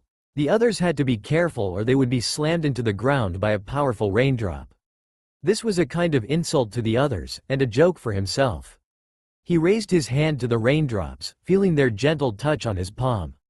The blonde grinned. He knew that the rain was heavy, he was just too strong to be beaten by it. A rain of kunai flew toward him. He grinned, so they had prepared for the rain. They had wrapped their kunai in anti-gravity jutsu that protected against his own jutsu. Childish tricks, he said, waving his hand outward. He used his own wind element to send the kunai backwards, directing them toward their origin. At the same time, he moved backwards, dodging the rippling shadows that lunged toward him. Using the shadows the rain creates. Good job, Shikamaru, he grinned. He wondered if they were getting tired.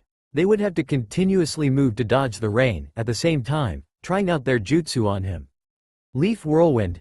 The cry came from behind him and he leaned forward, feeling the raindrops slick past his head as the spinning kick flew over his head.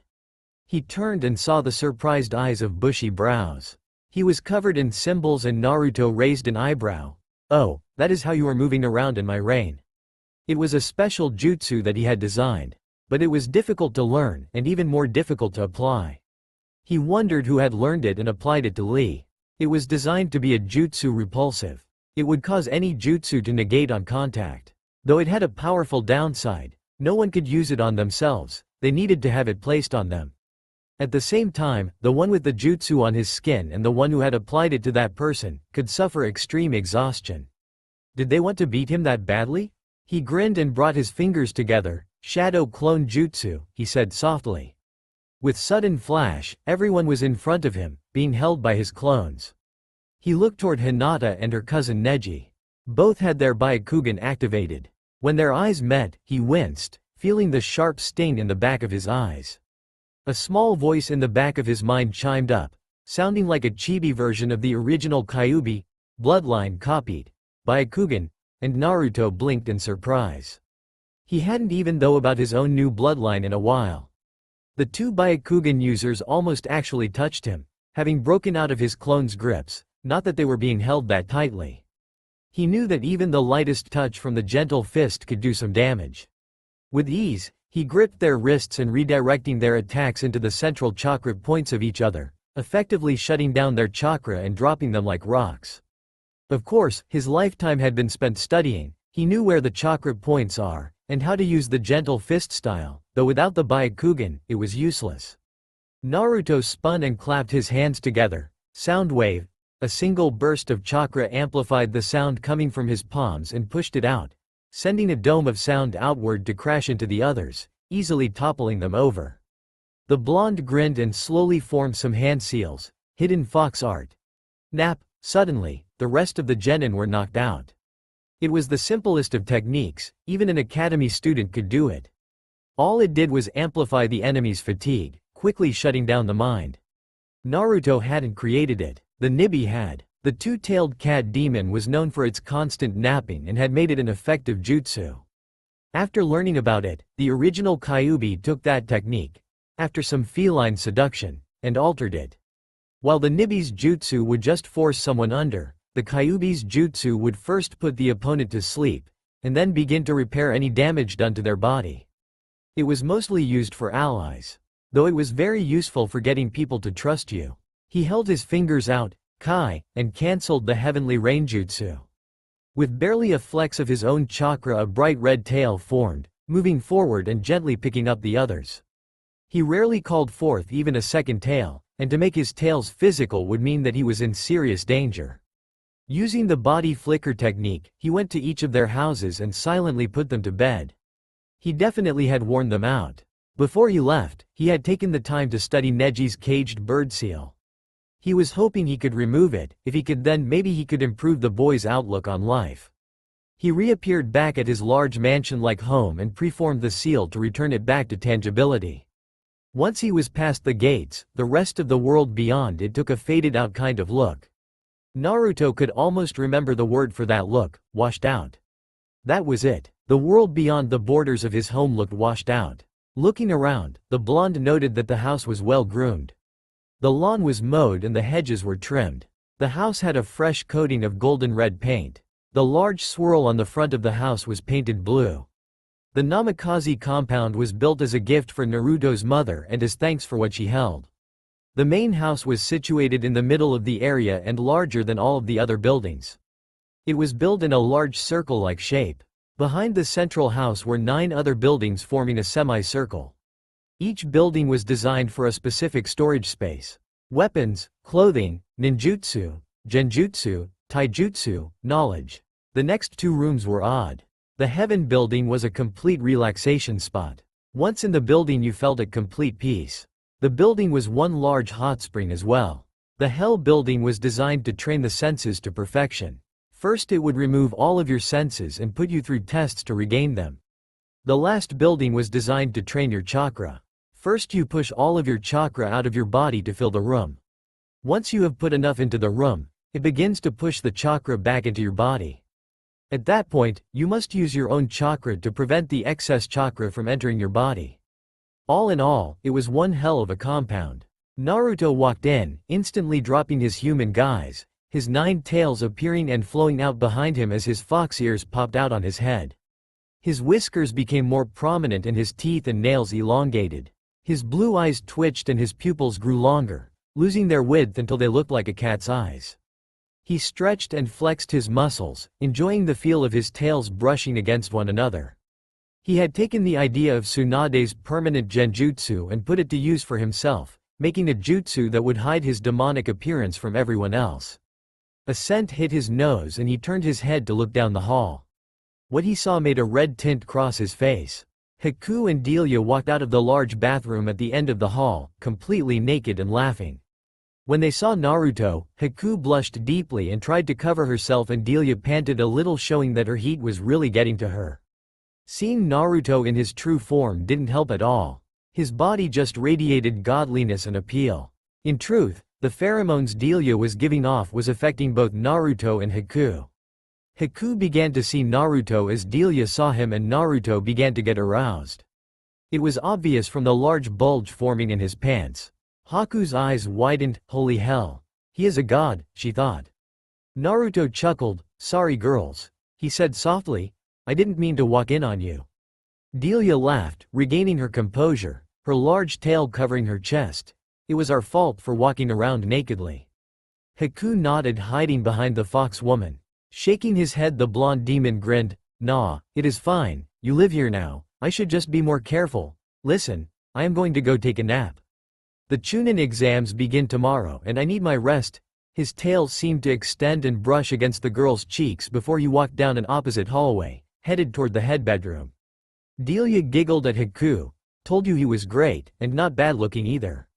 The ice mistress looked at her new friend. I always thought he was cute, but in that form he is just, she blushed. Naruto smiled at Hinata, causing the girl to blush in the seat next to him. He was silently doodling on the paper, drawing funny scenes that consisted of a fox and a chibi version of Sasuke. The fox was constantly following Sasuke around, getting on the boy's nerves by saying that his fire attacks were too weak and then showing him up by creating the same fire attacks with a whole lot more power behind him. The next scene showed the boy stalking off, his hair on fire. The fox held up a peace sign using his paws and grinned outward towards the reader before running off. It was a pleasant way to pass the time until the 10th question. Unlike last time, Sakura would not begin to give up to save Naruto's dream, for she knew that he was strong enough to take on the rest of the genin. The people here wouldn't even stand a chance against Naruto. Frankly, she had pretty good confidence in her own abilities. Even Sasuke had complimented her on how fast she had grown. Oddest thing of all, Sasuke was a lot nicer to everyone around him. Being humbled over and over by Naruto really works out the kinks in one's attitude. The first examiner Ibiki was surprised at the light air of the boy sitting only 2 seats away from him. It irked him, especially since he had not shown any indication that he had even attempted to try and answer the questions. Maybe the kid was just bad at recon. Or maybe, as crazy as it seemed, the boy was just so good that he had found out that the entire test was a sham and that only the 10th question actually meant anything. Rubbing his face, he looked at all of the remaining kids in the room. Alright you brats. You passed. He then went on to explain the importance of the test. That is before the windows exploded inward and one Anko Mitarashi flew in, while at the same time being able to put up a banner displaying her name in large and bold letters. Ibiki blinked as Naruto looked at his nails, bored expression on his face. The boy turned and looked at the scantily clad woman. That all you got? That was a weak entrance, he grinned at her, a glint in his eye. He had always wanted to get back at her for how she would later freak him out. He had plans for that too. The purple-haired woman frowned and looked at the boy who dared say her entrance was weak. She stalked over, an evil smile on her face as she leaned over his desk, showing off her cleavage. To her surprise, his eyes didn't even move from her own. He even moved closer so that their bangs were brushing against one another. Something changed. In the time it took her to blink, they were suddenly outside the forest of death. Anko turned around and looked at the large forest. How? She then grinned, figuring out what must have happened to her. Genjutsu. You're an interesting boy. She bit her lip, enjoying the pain that it brought her as she prepared to be back in the classroom. Nothing happened. When she turned back to the boy, she froze as 9 tails flowed out behind him, his red eyes gazing into her own. The ears on top of his head twitched at her sharp intake of breath.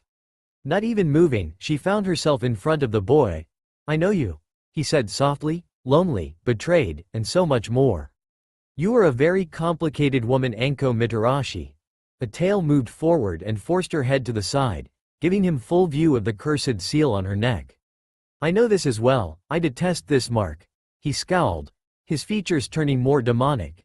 "It destroyed many things in my life, including you." He touched her cheek with his hand, making sure not to scratch her cheek with his elongated nails. He stepped closer. "You were my very first love as well, you know." He kissed her lips lightly, "though it took a while for you to open up to me. A very long while." His eyes glowed. "I hope this time I can change that." Behind him a large snake raised its head and looked down at her. "Time to wake up, snake mistress." The snake demon Sirana said, moving his large head closer before opening his great mouth and swallowing her whole. With a gasp she moved back away from the boy who sat there grinning. She could have sworn that his eyes flashed red as he looked at her. She blinked and strode away. "Follow me to training field 44, she said, somewhat subdued. She turned to look at Naruto, then shook her head, pulling her look of excitement back onto her face before jumping out the window. Her shoulder hurt, the same spot where her curse mark had been. The same place that boy had touched her with his tail in the genjutsu. Such a powerful jutsu to be able to keep going even after the victim enforced pain on themselves. Landing outside of the forest, she pulled out a mirror from who knows where and looked at her shoulder. She almost jumped clean out of her skin at what she saw. Instead of the cursed mark was a little chibi Naruto holding up the peace sign. Just what the hell had the boy done to her during that jutsu? She was going to have to figure out later. As Naruto walked toward the forest of death, letting the rest of his friends go ahead. He flicked his fingers and a ball floated in front of him. It was clear, but had enough of a sheen to it to see that it was a ball. What was inside was what really mattered. Inside this ball the cursed seal floated, silently spinning. Naruto smiled. He had invented his own seal in response to Orochimaru's during his time in the demon realm. His seal didn't do much but increase the stamina and healing factor of the one it was placed on. After creating the seal, Naruto needed a way to place it secretly.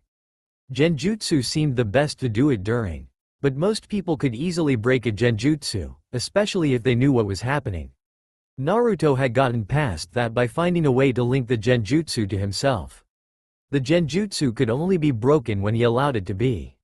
It posed no threat to the victim as it was through Naruto's own mind. But it was a good way to have a private conversation. Once he switched his seal with the cursed seal, it activated on its own, gently influencing the person's chakra. It was an easy process. The only side effect was a dull ache in the place the seal had been placed. That usually went away after a night's rest or a dip in the hot springs. The ball vanished and Naruto continued his walk, showing up at the forest exuding an air of boredom. This was because he knew Anko hated to be ignored. It was fun to tease her like that. After Anko stopped glaring at him, she began to explain the rules and dangers of the forest. Naruto chuckled at her, which prompted her to throw a kunai toward him, intending to cut his cheek. With surprising ease, Naruto moved out of the way, catching Anko around the waist as she appeared behind him. "Hello, beautiful." He grinned. "Couldn't stay away from me?" She decided to play around him, trying to get under his guard. "Yep, couldn't wait to get my hands on you." She flicked out her tongue, brushing his cheek. They were interrupted by a long tongue holding a kunai floated in front of them. "Excuse me, Miss Proctor," a voice hissed as they turned to find a grass ninja connected to the tongue. "I believe you dropped this." The blonde closed his eyes. "Kai." The kunai glowed and he jumped away with Anko as it exploded. The purple-haired woman laughed. "A paper bomb on my kunai?" she said excitedly. Naruto shook his head and held up a kunai. "Not really, I substituted your kunai for mine when you threw it at me. I was fast enough that no one didn't even notice." "Very well done," she said, kissing him on the cheek before kissing him deeply on the lips. "And that is for removing my curse seal and putting your own. I feel better than I have in years." He grinned. "I know, I made that seal especially for you," he said softly. "Oh, that just sealed it. I will give you a shot, don't mess it up." The special Jonin gave him a genuine smile. Naruto nodded. "There will be others, you know. I am both a demon king and a clan head." He looked into her eyes and saw them spark with lust.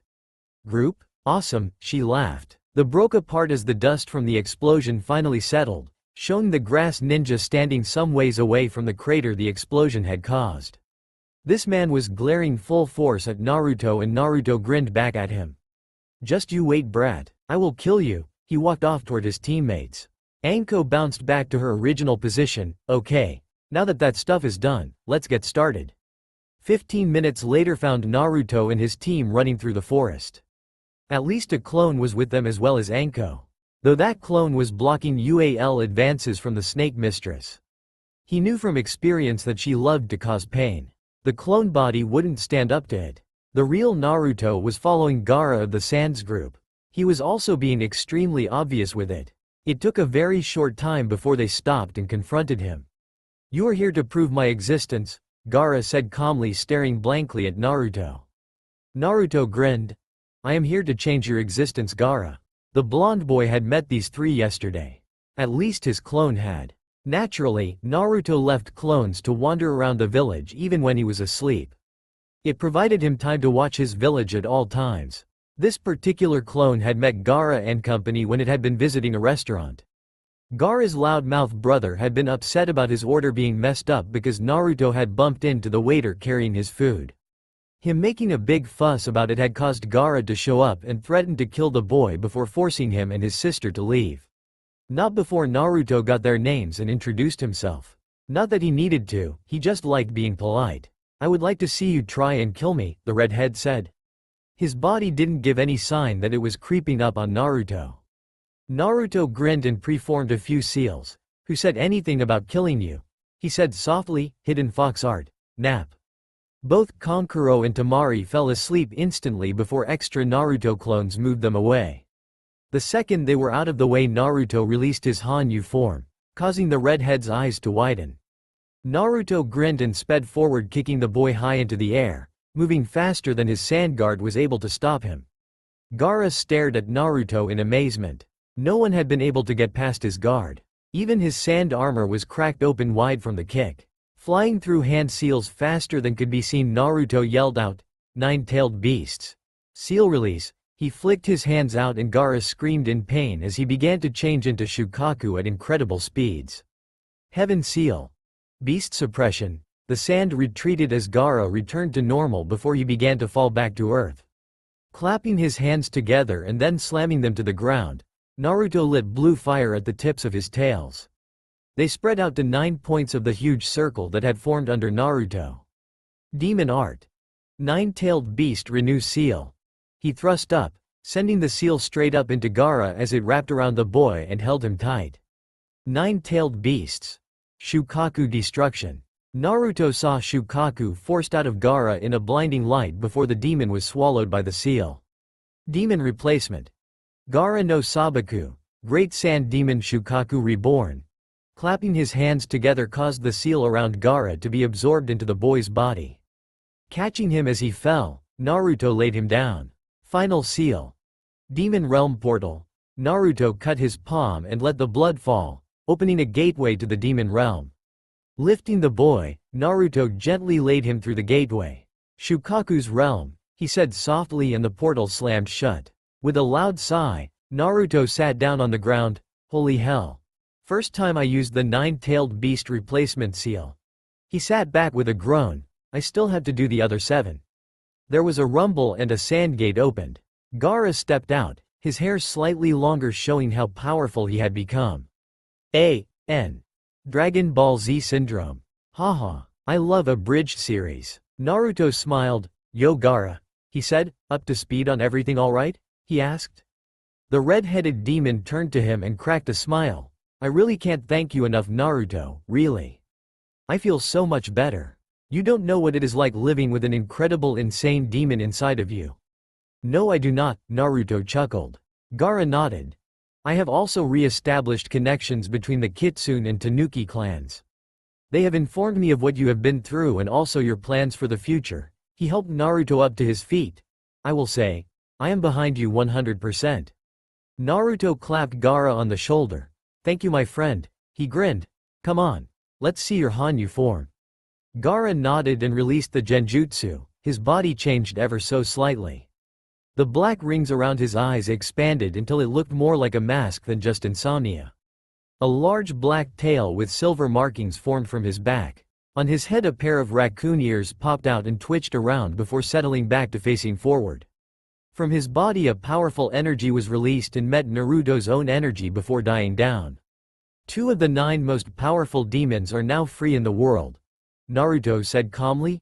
God have mercy for the man who gets on our bad side. Akatsuki and Madara? Gaara asked. Hell yes. The blonde said grinning, they won't know what hit them when I replace the other 7 demons.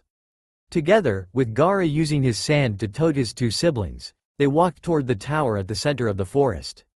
Naruto walked down the hallway, still trying to get over the fact that Ino and Sakura had dealt with their disqualification so easily. He chuckled, I suppose girls do get over things quicker than guys, he said softly as he stepped out of his home and looked to the sky. Such an interesting day yesterday. He grinned and began to walk, quickly vanishing into the forest. He was meeting Gaara to design a new seal for those Jinchuriki who were on friendly terms with their demons. It wouldn't help to banish them like he had done to the Ichibi. He supposed that it was a necessary loss to the universe as the demon had been too far gone in its mind to even perceive the world as they did. The Ichibi would have tried to destroy the world if it had the chance. As he walked into an empty clearing, his fingers moved into a set of hand seals that caused the world around him to change, revealing the ground flattened and covered in seals. Standing in the center was Gaara, his genjutsu had been released, his large tanuki tail waving behind him. Naruto smiled and waved at his demonic brother, releasing his own genjutsu. He shook his fox ears out, his tails flicking out, the fur smoothing itself out. Gaara looked at him and smiled. Hello Naruto, as punctual as ever I see, he said and pointed at the seal. I crossed the eternal frequency with the Linux tier, but something keeps blocking the energy transfer. Naruto bent down and examined the seal. What about the temporal influx? Twisting that around the center would provide the natural energy that time produces, allowing for the soul transfer to be completed without damaging either body. The red-headed boy grinned. That could work, but we would need the jutsu to create an artificial body for the demon we are replacing. The blonde slapped his forehead. Why is this always so hard?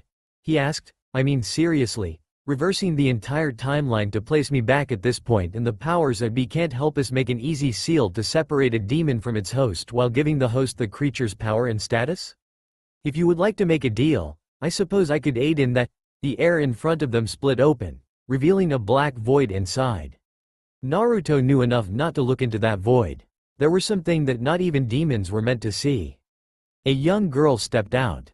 She looked to be around 9 or 10 years old. She had dark blue hair and glowing yellow eyes. She smirked at the 2 boys. Hello boys. She giggled and wiggled her fingers at them. Naruto chuckled. Hey Amy, he said as she walked over to stand next to him, examining the seal that they had written in the center of the ground. Naruto, who is this child? Gaara asked, eyeing her curiously. He saw that Naruto was familiar with the girl so he didn't see any reason to be suspicious. He looked at Gaara. Oh, this is Amy. He grinned, and she isn't a child, that is just the body she was created with. He looked at Amy. I call her Amy, but I suppose everyone else just calls her Shinigami. He watched as the redhead's eyes almost bulged out of his head. You mean that she is the all-powerful being that protects the council? He asked in awe and slight disbelief. Amy grinned. All-powerful and very deadly, she said waving her hands before a silver scythe appeared in her small hands. I really don't like this weapon though, I prefer to use my hands in battle. She shrugged and it vanished. Naruto nodded, and as such, she can make deals for things, mostly our souls, which I never understood. She will eventually have them anyway. She smirked. Not the immortals, she said shaking her head. You guys are the only souls I can't get. And you aren't getting them today. The new Kyuubi chuckled as he rubbed her head, mussing up her hair. She shook her hair back into place and smiled at Naruto. You better be glad I like you Kyuubi, she said. He grinned. I know, he said, so what brings you here? I don't mind the visit, but I always expected you to have a lot of work to do. I am working, she said and laughed, seeing his look of fear. No, I am not here because someone died. I am here because the council is full of idiots. She sighed. They don't trust you Naruto. They want to test you to see if you are worthy of being the Kyuubi. She growled. They want to see you fail so that they can pick their own Kyuubi. She shook her head and grinned. Though I would like to see them try to take your power. Nothing in the contract says that I had to do that for them. Naruto sighed. No, but they can invoke the Nine Tails clause. He growled. They made Kurama sign the contract in the past, remember? And apparently, in the manga, that is Kyuubi's name. Go figure. She sighed. Yes they did. I sealed the stupid thing. She ran her hand through her hair. The 9 trials has been enacted. Naruto cursed. Unfortunately, that isn't in the demon realm. It is in the home world of the demon in question. Gaara blinked. Naruto, what is the 9 trials? The blonde looked at him. The 9 council members designed a set of trials to determine if a demon is worthy of his position. They always change the challenges so no one ever knows the tests until the time for them. He shook his head. The new Ichibi shook his head. Of course they would design something like that. He sighed. When does it start? Tomorrow. Amy said. I will take you to the island it will be taking place in. Naruto shook his head. If we are lucky, I can be back before the beginning of the final exam. He looked at Amy and smiled. Could you do me a small favor? She shook her head. Oh no, no, I don't do anything for free Mr. Uzumaki. She crossed her arms over her chest. Now what are you going to put up for this favor of yours? He thought about it. All right, here it is. If you help me train my friends for the final exam, I will give you Orochimaru's soul. She perked up. The snake Teme? Oh, he has been dodging me for so many years, she growled, her eyes glowing. You have a deal. She waved her hand and a contract popped into the air. She held it out to him and waited for him to read it. If I fail to give you his soul, I will give you mine, he said softly as he bit into his index finger and began to sign it. The paper pulsed and rolled up, vanishing. A deal is a deal, Naruto, she said. I will give them the best training possible, but you must warn them first. He grinned. Already on it. My clones are talking to them this very moment. He chuckled. I was going on the assumption that you would agree. He looked at Gaara. I will be going with Amy, so I need you to look after things while I am gone. I will leave a clone here to help work with you and relay information of the other 7 Jinchuriki.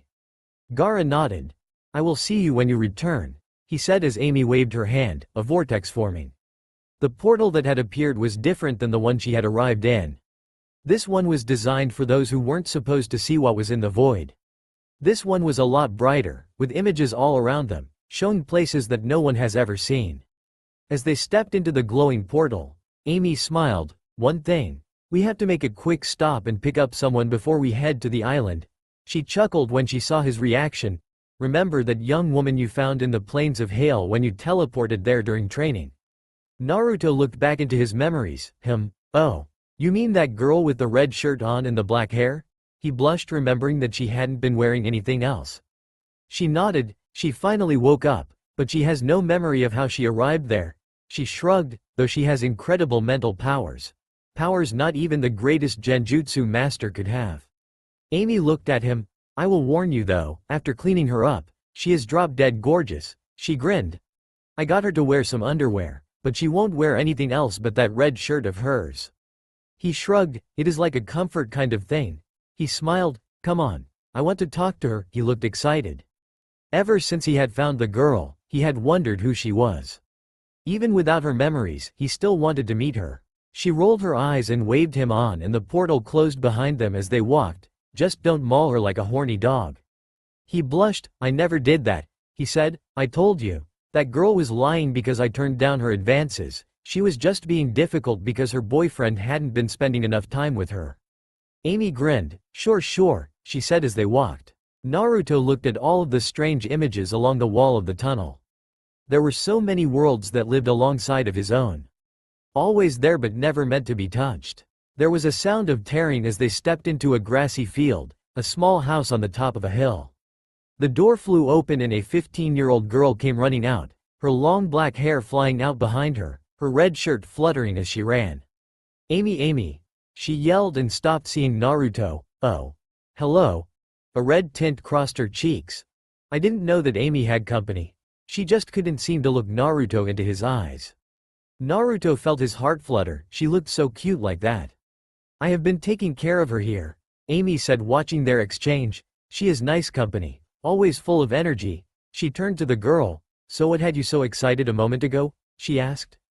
Oh, the girl's face lit up as she pushed her hair out of her face, almost making Naruto's heart explode at how beautiful she looked as she looked at Amy with her soft yellow eyes. I finally remembered my name, she hopped up and down like a little girl. Amy smiled, wonderful. I was hoping that you would. Naruto here needs to know the name of such a pretty girl. The girl blushed deeper and shook her head. Don't say that, she said before looking at Naruto shyly. She then held out her hand. Nice to meet you, my name is Alma.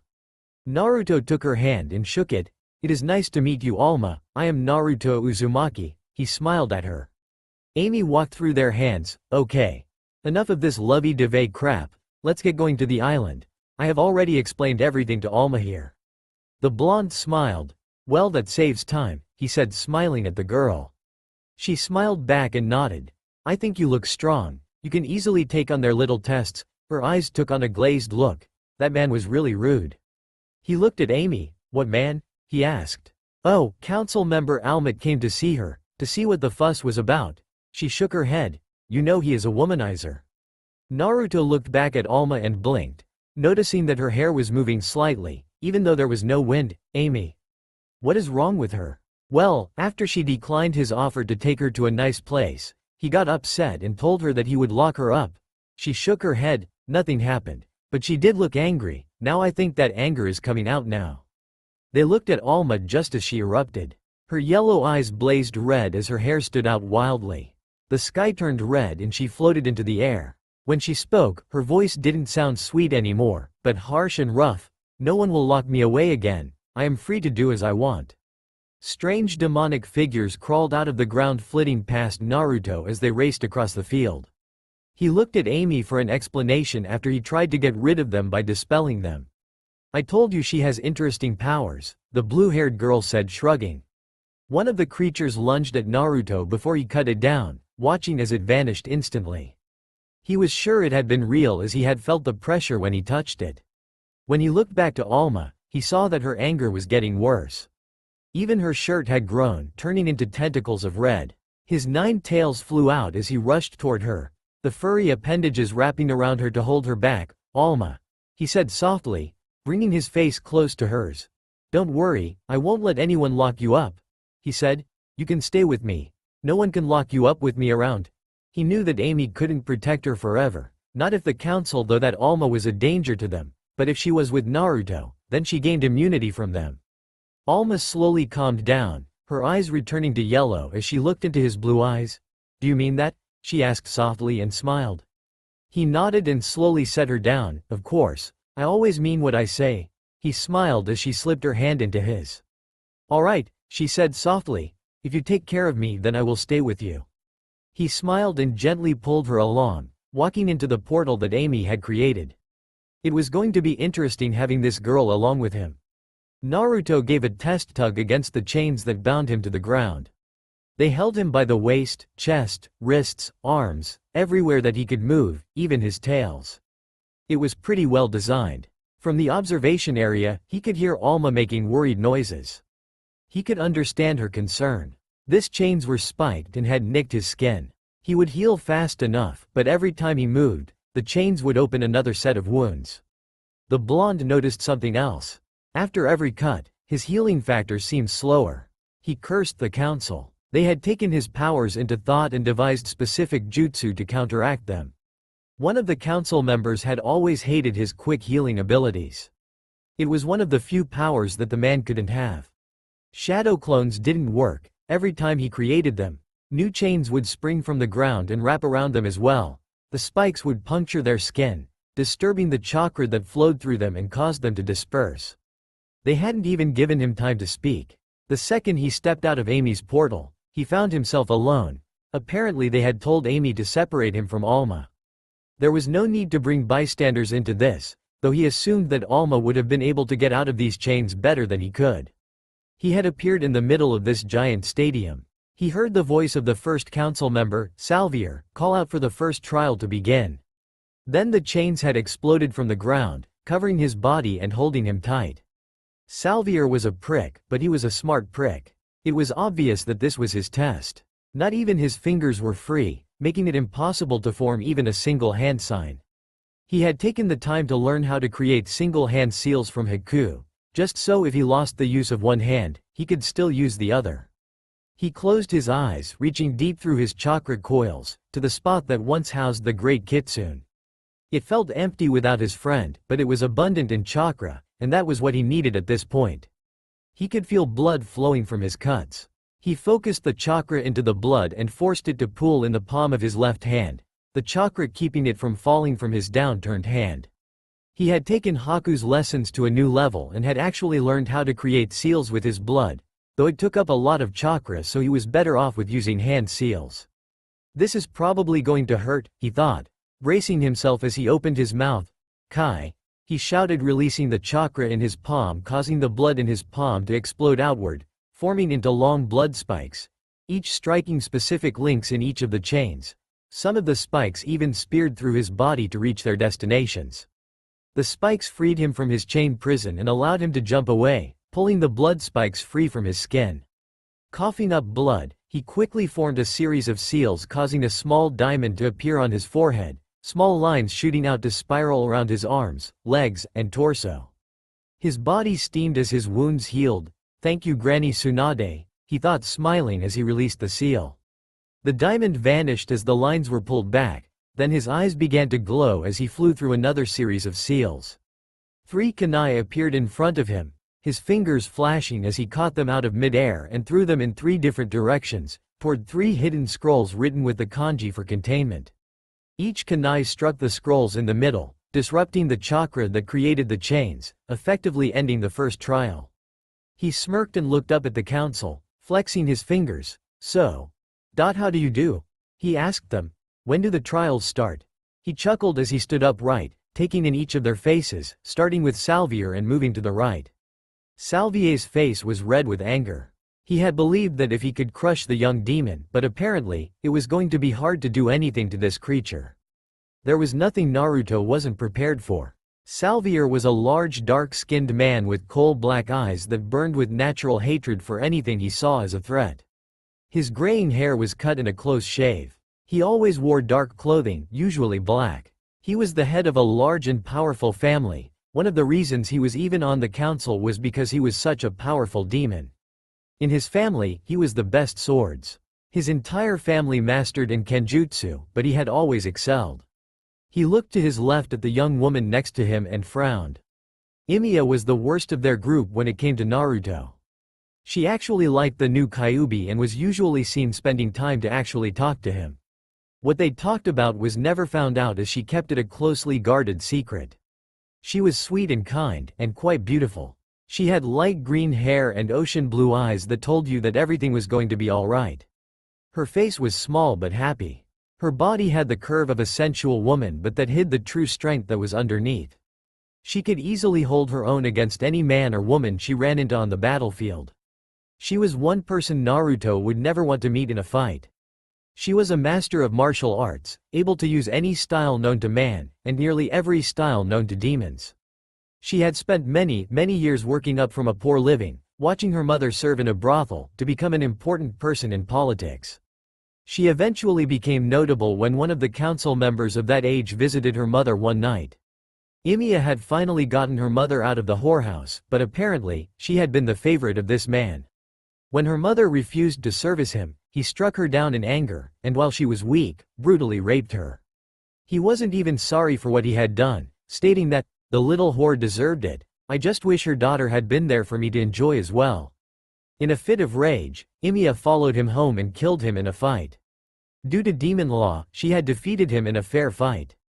So, despite her upbringings, she was allowed to take his place on the council and has been there ever since. Naruto knew that she wouldn't go easy on him, nor would she give him a nearly impossible task.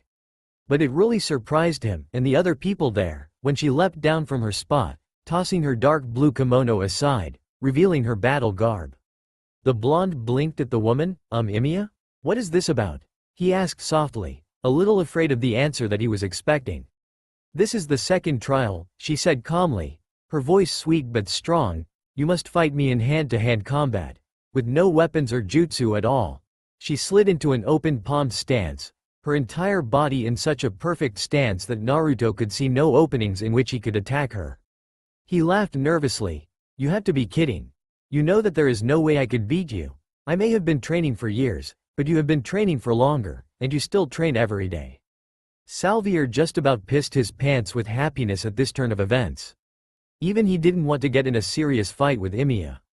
Naruto was sure to lose, as the rules of the trials stated that she had to give it her all in a fight, as long as both participants stayed within the rules set by the person who made the trial. Emiya shook her head. "Fight me, Uzumaki, or you lose and forfeit your Kyuubi status and abilities." Her chakra flowed around her, bright green. Naruto sighed and slid into his own stance a second before the woman vanished and her foot slammed into his side, sending him flying across the ground, sending rocks flying into the air. "Get serious, brat, or I will kill you now," she said, already moving toward him at a slower pace, but no less menacing.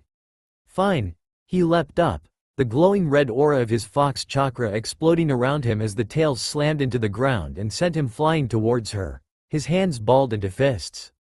The second he appeared in front of her, her foot was already in the air, speeding toward his chest. Though he was now serious, his body was already moving a second before hers was. His torso twisted to the side, over her foot, his tail spinning his momentum so that he was coming down hard with a fist charged with chakra.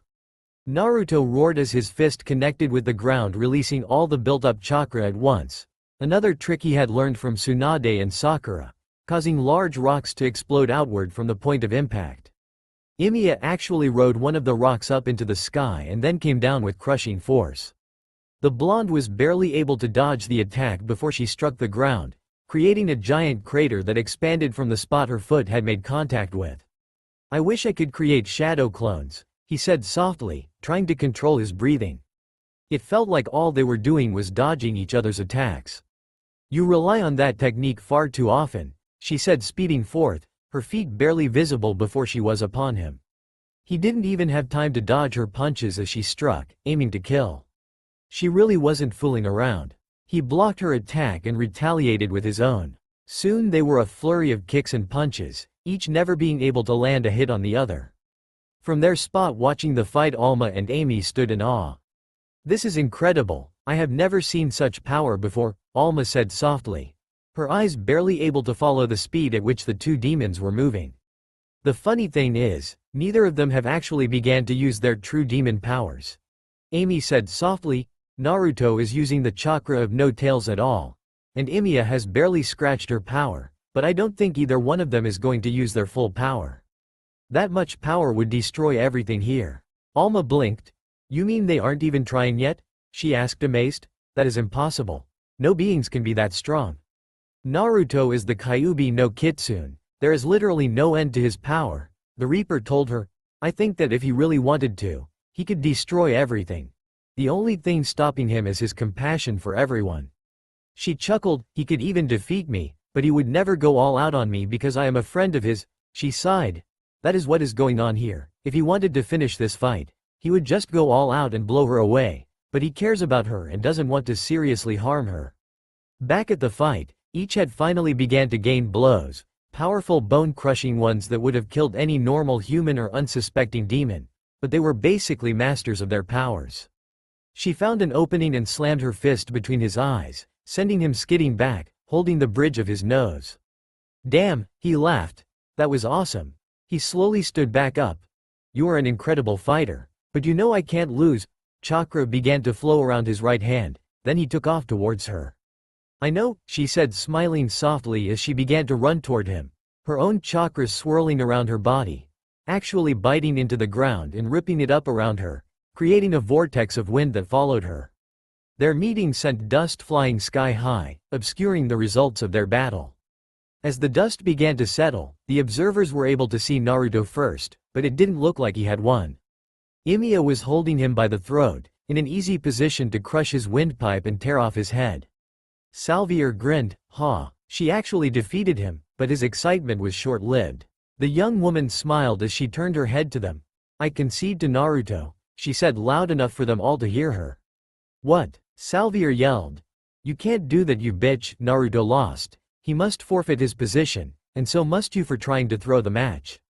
"She didn't," Amy said. Naruto won and she didn't hold back, she pointed to the two, still in their final positions. Naruto had the tips of his fingers of his left hand pressed against her solar plexus. If he had continued through with his attack, he would have speared her right through. She wouldn't have had time to do anything. She had knocked aside Naruto's right punch and caught him by the neck, but his left hand had already been against her chest. Emiya let Naruto free as he lowered his hand, the two smiling at each other as they shook hands. "You fought well, Naruto, better than I would have thought." He chuckled. "Please, you know I just got lucky on that final attack. You just dropped your guard at the point of obvious victory. And you took advantage of it," she said, laughing as they began to walk back. "It was a good shot. I am glad you didn't hate me or I wouldn't be here to talk to you." Naruto scoffed. "Even if I did hate you, I wouldn't have killed you. Do you think I want to be on the council? I already have enough people hating me. I don't need that on my shoulders either, even if it meant Amy would be bound to protect me." "I heard that," the young girl yelled. "Naruto." Alma yelled out right before a silver blade attached to a steel rope flew through the air and struck Naruto between the eyes, spearing through his head. "Naruto." Alma yelled out right before a silver blade attached to a steel rope flew through the air and struck Naruto between the eyes, spearing through his head. Everyone there stood in awe as blood poured from the blonde's forehead as the blade was yanked free from his skull with a wet slurp. The body slowly fell forward and struck the ground. And the end of the chain was a young man, looking barely out of his teens. He flicked the blade to the side as he pulled it into his hand. "Let's see your healing factor fix that." He licked the blood from his weapon and spit it onto the ground.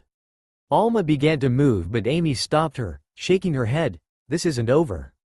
Black claws surrounded the young man's head and Naruto slammed him into the ground.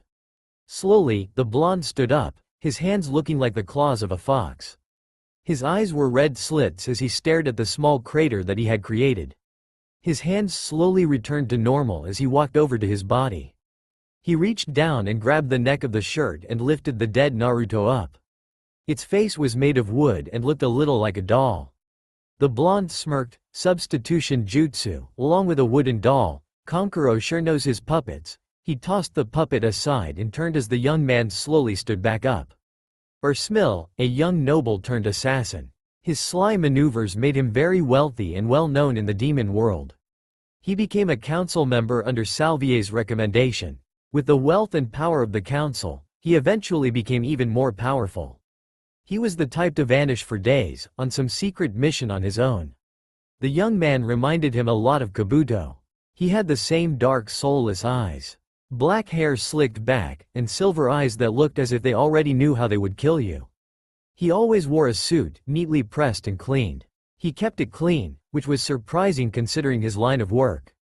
Now his always neat suit was now covered in dirt and his dangerous eyes were filled with anger as they focused on Naruto. Black blades slipped from his sleeves as he threw them at the blonde.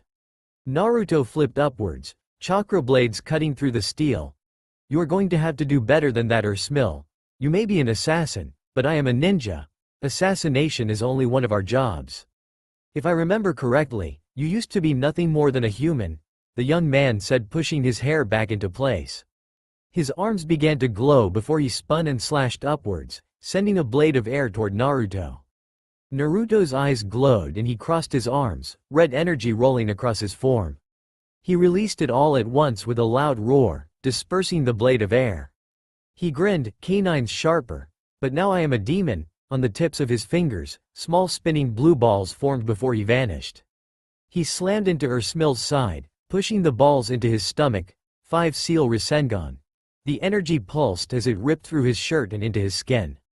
The black-haired man screamed in pain as he was thrown across the ground. He coughed up a little blood and growled as he struggled to get up. "I'd stay down if I was you," Naruto said calmly. "I would have thought that Salvier's little pet would have been stronger than this."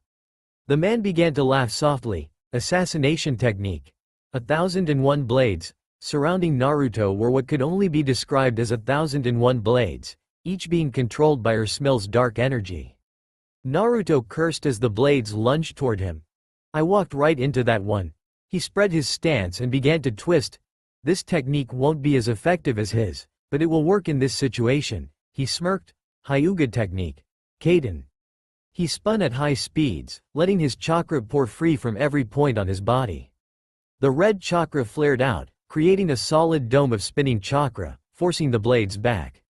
Once he felt that he was safe, his eyes flicked forward and he used his legs to push him directly toward Smil. Kaden. Full body Rasengan. His body struck the man's with full force, sending him flying back as he landed back on his feet. His eyes were flowing with energy. Give it up Smil, I have you beaten. Smil slowly stood back up, clutching his broken left arm. He stepped forward before Salvier spoke out, stop Smil, this battle has been decided. The young man turned to look at his elder to ask his reasoning but must have seen something in the man's face because he nodded and walked toward the other council members. Emiya stepped up to Naruto. That even scared me. I was sure you had been killed. She chuckled. I was about to kill him myself, even if it meant my position. He grinned at her, don't worry about it. I saw it coming from a mile away. He clapped her on the shoulder before she was called to the other council members. 6 more trials, he sighed as he walked toward Alma and Amy, looking up at them. Alma smiled, looking very relieved. You are lucky you survived that one, she said shaking her head. Amy chuckled, yeah right, Naruto had him on the ropes. Emiya was the only one, and is the only one who can actually give Naruto a run for his money in a full-on fight. She blinked. Looks like I am being summoned. She vanished, leaving the two of them. Alma sighed before she smiled again. Naruto, how powerful are you exactly? She asked. Well, before I became a demon, I was a regular human with the 9-tailed fox trapped inside of me. I was able to use his power to a certain extent. He chuckled. Now, I am the fox and I can use the full power of all 9 tails. He scratched his chin. I have only used the full power once and I could barely control it. She blinked. That is incredible, she said softly. A second later, Amy appeared, looking a little worried. What's the damage? Naruto asked. The other 6 were persuaded by Salvier to enact the Call of 9. She said shaking her head. He even got them to give up a portion of their immortal lives. She hopped down next to Naruto. Prepare yourself for the last of the trials. Naruto couldn't believe his ears. The council had used their last 6 trials to use the Call of 9, which needed the power of the Shinigami to enact. The blonde didn't even know what it did, just that it was supposed to be a last-ditch attempt. Amy stepped up to the council, with Naruto behind her. You have chosen to enact the Call of 9. She said and closed her eyes. I will begin the process. She bit into her thumb and let the blood fall to the ground, each aqua-colored drop striking the soft ground. For me, death is not permanent, she said softly. Through my power, I opened the black gate. Behind her, a large black gate rose from the ground. A deep creaking sound came from the gate as it slowly began to open. The soft sound of footsteps came from the now open gate. A tall shadow was seen as the person walked toward them. Slowly, as the person crossed the threshold, a sandaled foot took form, followed by a red kimono. Eventually a man was standing there, red hair falling down to the center of his back. His eyes slowly opened, showing red slitted eyes. Naruto, such a pleasure to see you again. His deep voice echoed across the grounds as his eyes turned to Amy. Miss Shinigami. He then looked toward the council. Emiya. I assume there is a good reason for calling me to the realm of the living. Kurama, the Kyuubi before Naruto, didn't like the council. He hated them with a passion and would never address any one of them other than Emiya. She had been as much a friend to him as she was to Naruto. The young woman sighed. Salvier, she said simply. He sighed before looking toward Naruto and smiling. Well, seems as though I will be your opponent. Naruto blinked. But. We are equal in power, right? He asked. He chuckled. Possibly, we both have the same powers, but we also have both had different experiences throughout our lives. Our skill set should vary. He grinned. Besides, I want to see how powerful you have gotten. I suppose I can, especially if it is for the trials. Naruto sighed before he grinned.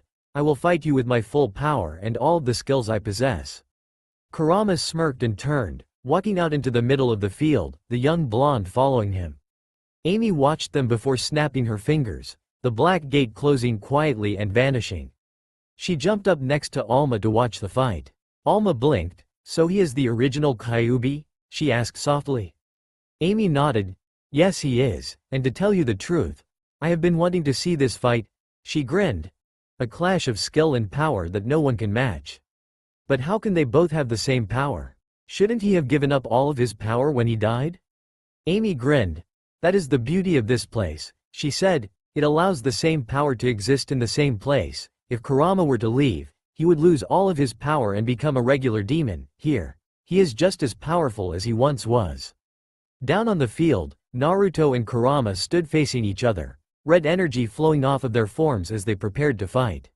Each stood in their own, though similar in basics. Their stances were both completely different, each guarding specific aspects of their bodies. The blue-haired Shinigami smiled wide. The only other battle that could rival this one would be when the Sage of the Six Paths fought the 10-tailed beast and sealed it within himself. She looked excited as she pulled out a small notebook. This is something to put down in history. With a blast of demonic chakra, the battle between the two Kyubis began. That's all for now. If you enjoy this video, then please like, share and do comments.